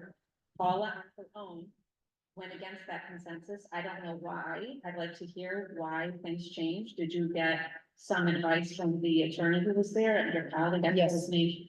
And Yes. so can you share that advice that he gave you? Yes. Because it's different than what we discussed, and it's quite surprising that, you know, especially given the conflict that you have, that you would go ahead and do that, knowing that there's a conflict, an obvious conflict that you have. The labor attorney asked Anthony some questions in regard to his employment in the department. And based off of Anthony's answers, he felt that it was not appropriate at that time for termination because he felt that Anthony wasn't properly supervised during his employment and wanted to see if we could get more information through the internal independent review, not internal, sorry, the independent review. So I was basing that decision off of recommendation of the labor attorney. There was no conflict. It was based off of legal recommendation. Okay, so Paula still doesn't understand where the conflict is, so I'm gonna say it again. When we were in executive session, the date on the 24th of July, we reached a consensus, and you didn't vocalize any objection to that consensus. And I will share with everyone that 4 hours, well, maybe 6 hours before that meeting started, I received a call from the town attorney who was, didn't want the board to act because he wanted Paula to show leadership, and it, you know, made me feel duped. And it's, you know, it's unbelievable, really, but people should know what happened. You know, I was told that, you know, there's no need for the board to take action because, Paula was gonna act. Paula, the conflict that you have has nothing to do with the legal advice that you got. It has to do with your relationships, your family relationship. So, you know, I've said it many times publicly, and I thought that you understood what was meant by that. You know, usually when people have even the appearance of a conflict, they recuse themselves. And here you have an obvious conflict, and you choose to stay involved. It's unfortunate. And so I'm going to call the attorney because I want him to confirm that he gave you advice, like you just described, and I want to just satisfy myself that that's what actually happened. Because this investigation is not the be all end all that some people might expect. This person will not have subpoena power. And people can just say, no, I'm not gonna talk to you. So if anyone here is thinking that this investigation is gonna give us all the answers, I hate to disappoint you, but that's potentially not gonna happen. And so for an attorney to advise you to wait for this report from this person who has almost no power, it's really mind-boggling to me. So I do want to confirm, and I'll do that tomorrow. Are there any documents that resulted from the meeting on the 25th? No documents? Do you have anything in writing from the attorney who gave you this advice? No, he was right there and gave it to me verbally. Okay, We didn't hear. He was right there and gave it to me verbally. did you ask the attorney if you had cause to terminate employment? I'd caution, approaching client communications. Well, she opened the door. She opened the door. Okay, so we don't know how. it's not one individual. Well, so now we don't know how Paula came to the conclusion that she came to, but I will reach out and confirm because it.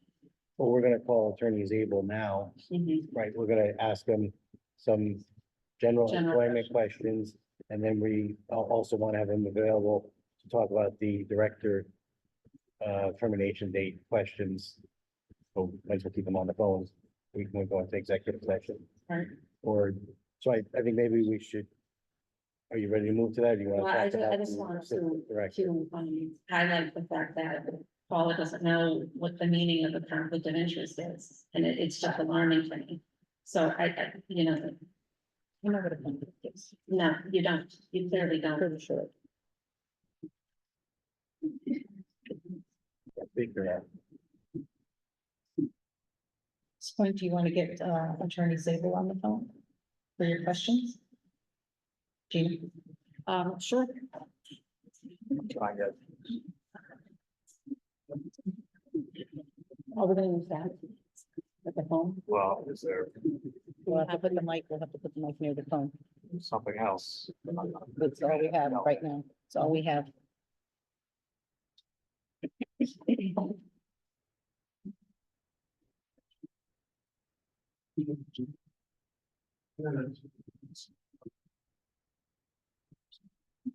There's, the board looked at the question.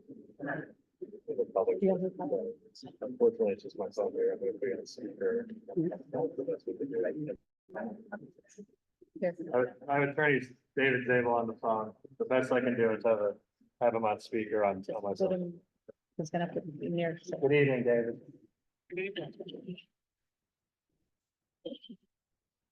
We take any phones that are near us. Why don't we Hi, do a Attorney test? Zabel. Let's do a test to see whether people could hear what he has to say. To speak, is it your volume's all the way up? David, can you greet the crowd to say hello? Hello. That's as loud as I can put my phone. Yeah, I don't know if it really picks up.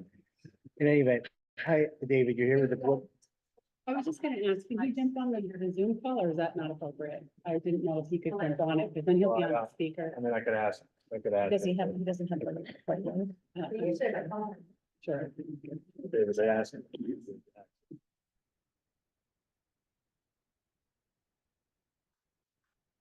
If we send him an email, we'll send him an email. Are you gonna? It's on the agenda, on the posted agenda. We're going to try to send it, try to email it. It's so slow, right? Would you mind emailing him on? Yeah, I gotta, give me a second, guys. Because I don't need everyone to see in my back. You can just disconnect everybody. No, I just disconnected from the. I don't need everybody to know my password.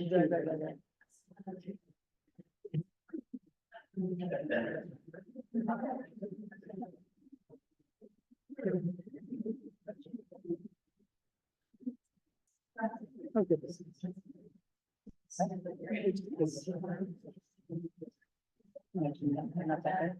Huh? It's just, it's on my class.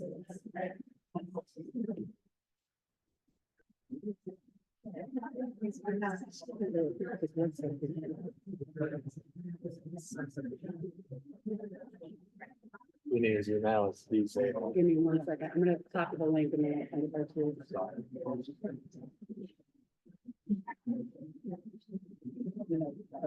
DZOBO, DZOBO. And that's, MCS law.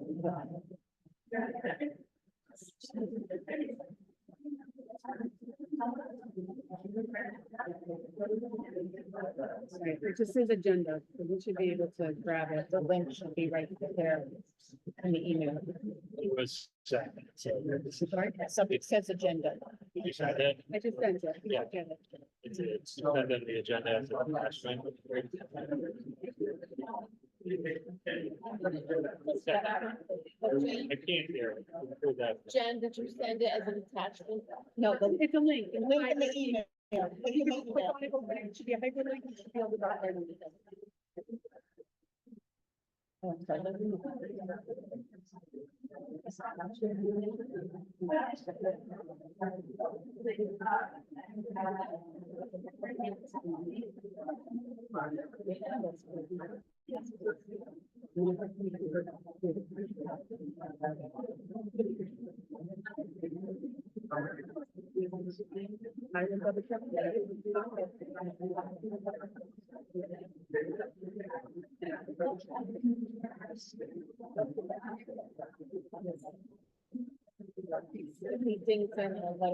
Yeah, please, if you hear little people, let them know.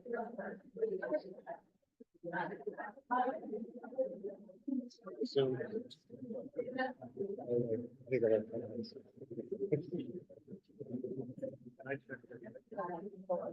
Just looking to see if he's, Sound like I'm gonna have to find out. Did you get the email?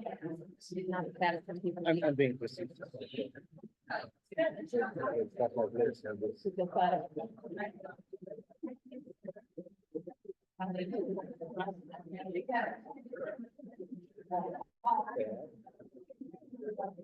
It is what it is, though. We gotta move on.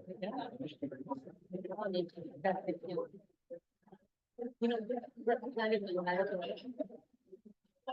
And they can, anyway, so I knew it was here and it's not going to. So, and actually, that really helped me. Oh, well. That's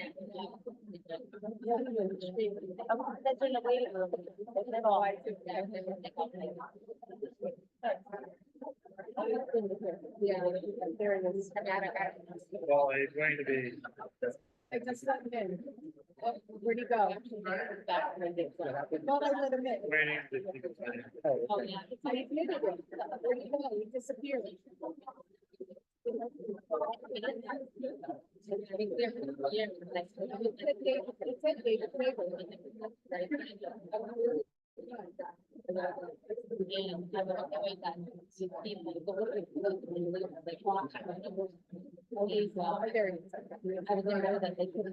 Okay, here I am.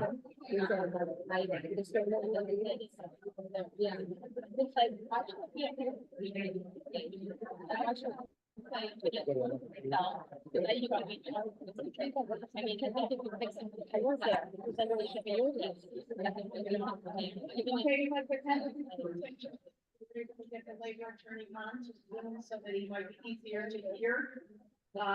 When Jeannie has her questions. You may go first.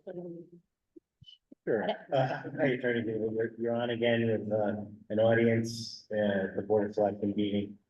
So I guess what came up is there were a couple of, general employment questions that a couple members of the board have. And then, we also wanted you to be able to talk to us by phone, maybe in a few minutes in an executive session about the, director position. The general question I have is with the assistant director and director position in Park and Rec. What is the standard for, changing their employment, for removing them from office? Is cause required? Or are they employees at will? They are public employees. They potentially have a property right in their position. And so in general, there is a due process requirement that applies to the termination of the employment of a public employee.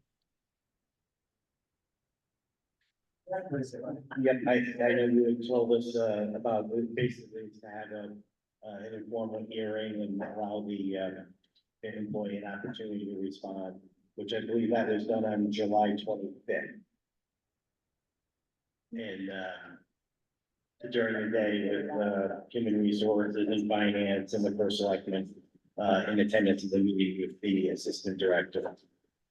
And then after that due process hearing, is there then any cause requirement or if, for example, the board just felt that new leadership was required, but had not necessarily made any finding of wrongdoing on the part of the individual, could the board proceed with removing the person from their position? Well, I want you to be clear that if I give advice, legal advice, or try to give legal advice, and I may not have enough information to answer that question, but if I give legal advice in public session, it is not a privileged communication.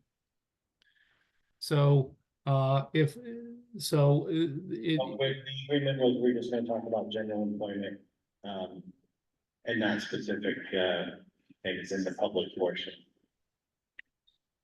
right, so generally, it is my understanding that the Board of Selectmen previously decided that based on the hearing that occurred, there was going to be an independent investigator hired to determine the underlying facts in this situation and make a recommendation to the Board of Selectmen concerning the issues. Is that understanding correct? That's correct. There may have been some miscommunication. It may not be the correct. Okay, if that's what actions, I mean, so I don't know what actions have been taken at prior Board of Selectmen meetings concerning this issue. It was my understanding that the Board of Selectmen approved the engagement of an independent investigator. That process is in place, but no formal person has been hired for that yet. I'm sorry, I couldn't hear what you said there. Yes, that concept has been approved, but a firm or an individual has not been hired at this point to start the investigation. Okay. So if the board wants to now consider proceeding in a way other than that, I would have to understand what the particular factual circumstances are at this point in time concerning the employee's employment. What, if anything, has occurred, and what communications have occurred with the employee about his leave in order to give reasonable legal advice to the board about what I think are any risks or risks in proceeding with a termination based upon a simple decision that the board may or may not feel that a change in leadership is appropriate. I would also have to, it's been my understanding that there isn't a written contract of employment with the employee, but I have not seen whether or not, particularly reviewed whether or not that there is a hire letter or anything else in the employee's personnel file regarding his employment. Typically, in consideration of any determination of any employee's employment, I would recommend that the employer do a review of the employee's personnel file to see if there is anything in the personnel file that would be relevant to the issues that are being considered concerning the employee. And I have not reviewed this employee's personnel file.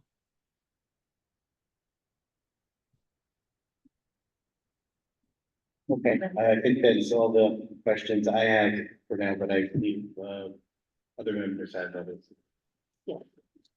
Thank you. Thank you for joining our meeting today. We appreciate it.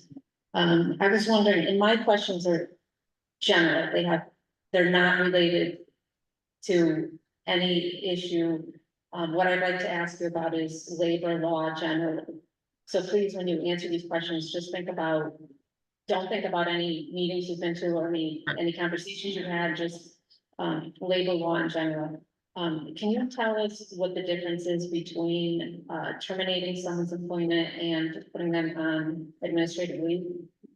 Yes, a termination of employment is a termination of the person's legal status as an employee of the employer.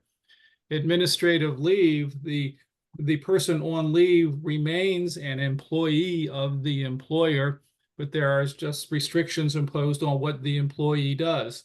It is not unusual to place an employee on administrative leave during the pendency of an investigation regarding a personnel matter. Thank you. Do you know whether or not, and this question is specific to Bethany, but not to any, issue that you've reviewed for us in past. Are you aware whether or not the town of Bethany has a civil service board? I am not aware that the town of Bethany has a civil service board or what the civil service requirements are in Bethany. That information has not been provided to me, and I have not been able to ask to analyze any such question. And can you just tell us what a civil service board is? Well, if at times the municipality will adopt civil service rules and regulations that pertain to how employees are hired or disciplined or potentially terminated or promoted. And so if Bethany has adopted such a position and this position is subject to those civil service requirements, that would be a relevant matter for any attorney to consider in connection with an analysis of an employment situation and recommendation to the employer about what to do, the municipal employer. And so do you know, just sitting here today, whether or not Bethany has a civil service board? Nobody has provided any information to me about that or whether any particular position in Bethany is subject to any civil service board requirements. And did you ask anyone that question, since you've interacted with, either your colleagues or, any town officials? Did I ask that question? Yeah. My involvement in this matter has been limited to attending one meeting to provide legal advice to the town employees who were attending that meeting. Okay, thank you. And do you know whether or not Bethany has a personnel appeals board? Personnel appeals board? A what? Personnel what? Appeals board. Personnel appeals board? That's right. I do not know whether Bethany has a personnel appeals board. Nobody has asked me to analyze anything about that. Okay, and in your experience, would you say that, I mean, towns in Connecticut are organized differently? And so would you agree that, different labor laws apply to a town depending on how it's organized itself with regard to employees? I can't answer that question as broadly as it's written. Generally, municipalities are subject to the state's labor laws and also to federal labor laws. If a particular municipality has adopted by ordinance or otherwise some regulations that are binding on the municipality concerning employment issues, then those would have to be reviewed and considered. Right, okay, and would you say that a town with a civil service board, that it's nearly impossible to terminate someone's employment immediately? You cannot make a statement like that without reviewing what the particular service rules and regulations are. It's impossible to answer that question. Okay, that's fair. Would you agree? You said earlier that you mentioned the phrase due process, and that the due process is owed to employees. Can you tell me what authority you're relying on for that statement? There is United States Supreme Court authority that defines due process rights for public employees to generally an opportunity to be heard and to notice of the charges that are being proffered and an opportunity to be heard in defense. That's generally what due process is understood to mean. And what case is that? I can't give you the United States Supreme Court case off the top of my head. Okay, and do think that that case, establishes that you cannot have an at-will employee? That depends on what your definition of an at-will employee is. And Can you so, tell us- no, the case, I can't answer the legal questions that you're asking in as broad a fashion as you're asking them. Can you tell us what your definition of at-will employee is? An employee that can be discharged at any time with or without cause and with or without notice, as long as the discharge is not based on an impermissible reason, an illegal reason. And is it your understanding that the town of Bethany, that municipal town employees are at-will employees? I can't answer that question the way you've asked it, because you've alerted to me that there may be civil service rules or other regulations out there that I have not been asked to analyze or examine. So I can't answer that question.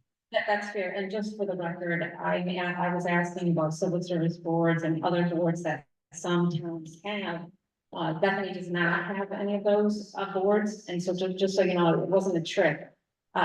Just making the point that a town with civil service boards might have a different standard than the at-will standard that I think applies to Bethany. So it wasn't a trick. I was just trying to make a distinction between at-will and municipalities that have a different system in place. So having said that these boards do not exist in the town of Bethany, would you be able to comment on your opinion on whether or not town employees are at will or not? I cannot give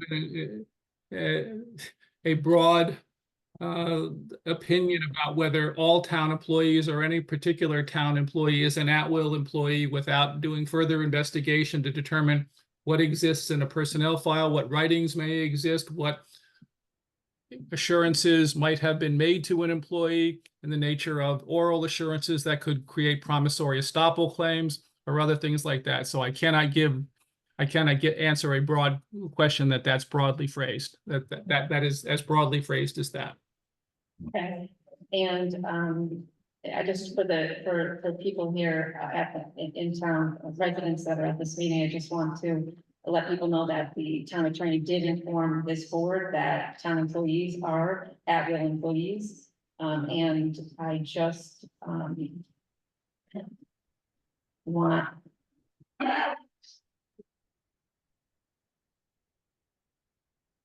If you're saying that if you're referring to Attorney Marino in my firm, I do not know what analysis or investigation he undertook to give any such advice, and if it was given, if it was given in the way you stated it was given. Yeah, he was very clear with the board that town employees are at-will employees. And he's been the town attorney for at least 6 years. So we did, believe him when he told us that.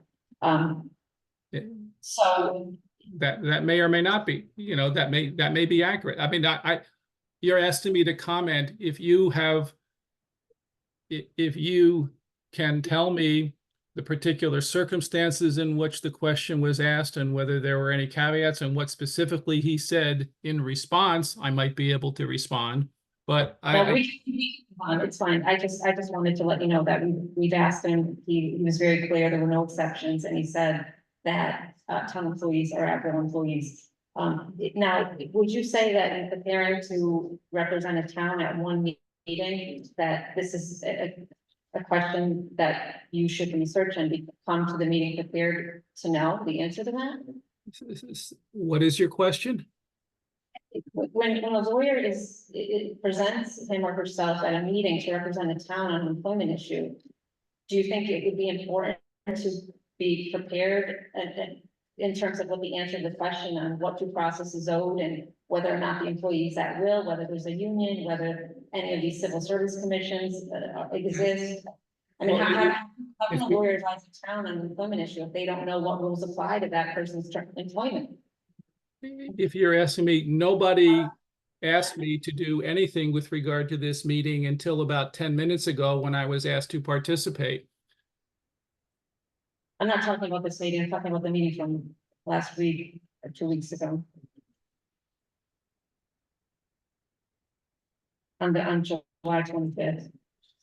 I wasn't at that meeting. I can't tell you. I You wasn't were at asked. That was the meeting. That you was were the meeting with Anthony.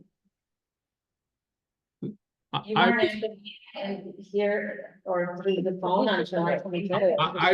I was at a meeting, that wasn't a meeting of the board as far as I knew, that was a meeting that was with the first selectman and other representatives of the town in which questions were being asked. It was, as my understanding, it was an investigative meeting.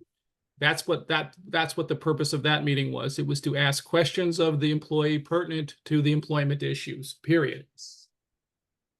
Okay, and then the next day you were at another meeting, right? The next day I was at, July 25th, Yeah. in the morning. and what meeting are you referring to?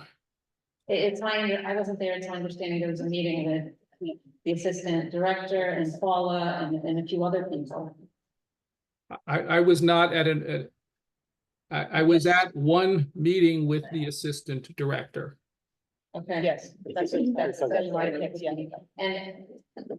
And I'm just wondering how you can advise a municipality on an employment issue if you don't know what due process protections apply to the employee. I wasn't being asked to attend that meeting to give employment advice at the meeting. I was asked to attend the meeting, to observe the meeting, and be available to ask questions in connection with an investigative meeting.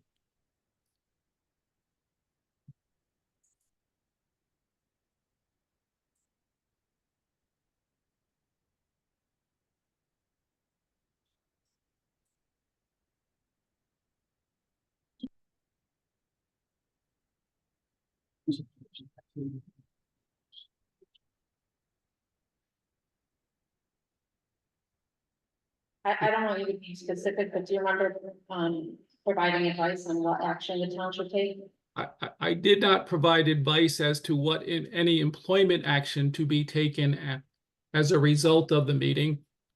I was asked procedurally what took place at the meeting, and I was advised that the board wished to place the employee on administrative leave in order to have an investigation take place. And you were told that that was the decision of the board? No, that was what it was anticipated would be happening. But the board met the day before. I do not know, when did the board make a decision to hire an independent investigator? The independent investigator has nothing to do with this employment situation. So I don't know, can you explain why you believe that it's connected? It was my understanding that the board was going to hire an independent, authorize the hiring of an independent investigator to determine the facts and circumstances that had occurred with regard to certain matters that had taken place in the Parks and Rec Department, and that based upon the results of that investigation, the board may or may not, the town through the board may or may not consider whether there was appropriate employment action to take or any other action to take as a result of the investigation. And did Paula tell you that? Paula Francisco, is that the person who told you that?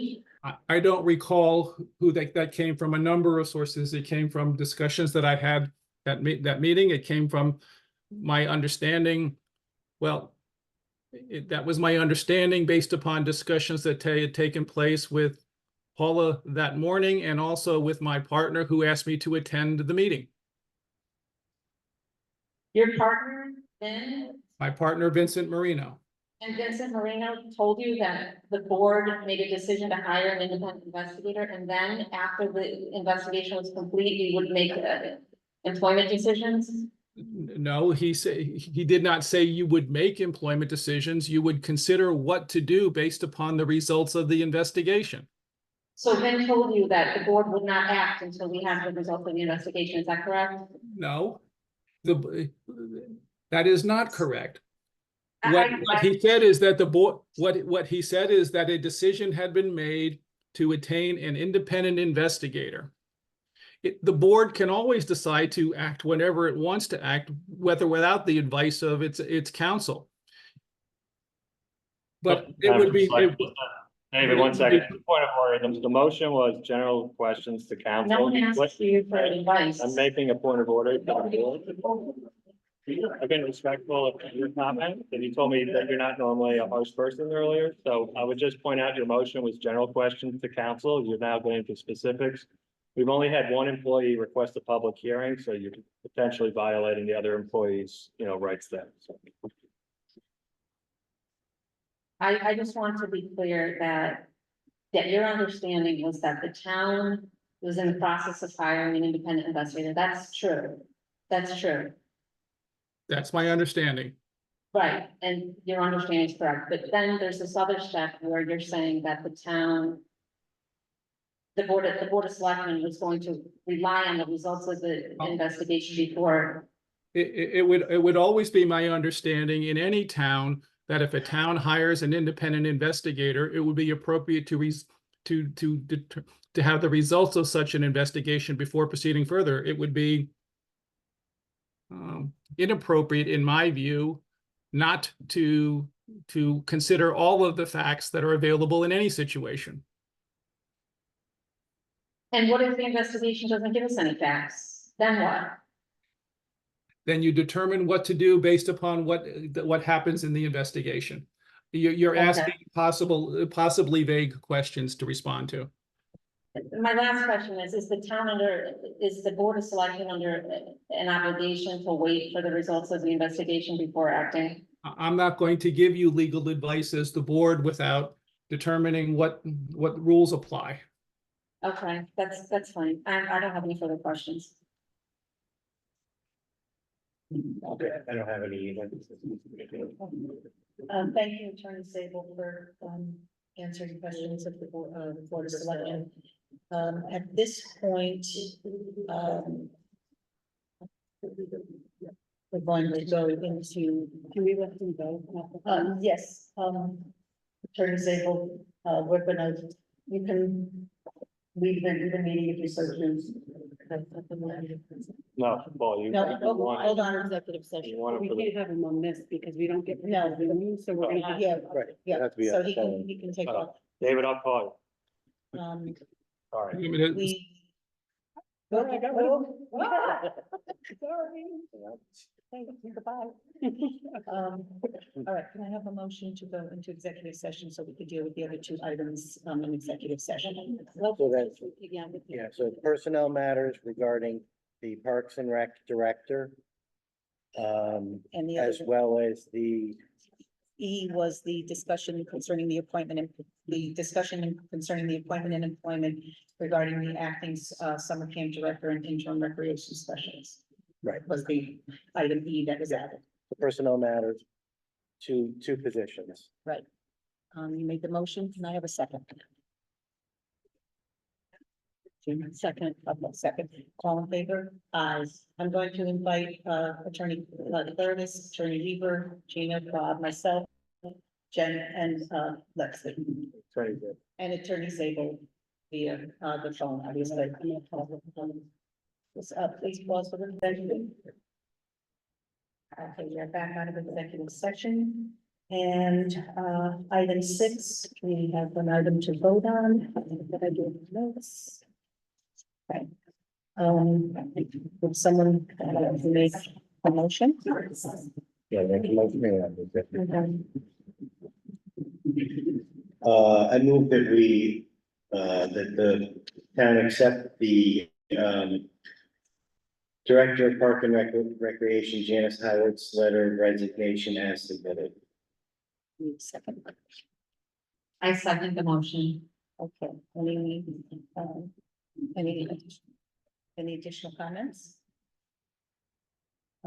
Hearing none, all in favor? Aye. Okay, so that is taken care of. We have item 7, which is job posting for Park and Rec director. I think what we need to do before we do an actual posting. Yeah, do motion to tape. I'd like to do a motion. I to was table. gonna say, because we really need to look at job description before we think about a posting. So you'd like to make a motion to table? Sure. Okay. I'd like to make a motion to table item 7. We have a second. I'll second the motion. Okay, thank you. All in favor? Aye, okay. Can I request on that topic, though, that, Jen, can you send the board members the existing job description so we can take a look at it? Sure, we can do that. Yep. Item 8, we have discussion of possible action support for campers and staff and counseling. Jen, would you like to update us on what we've got? Sure.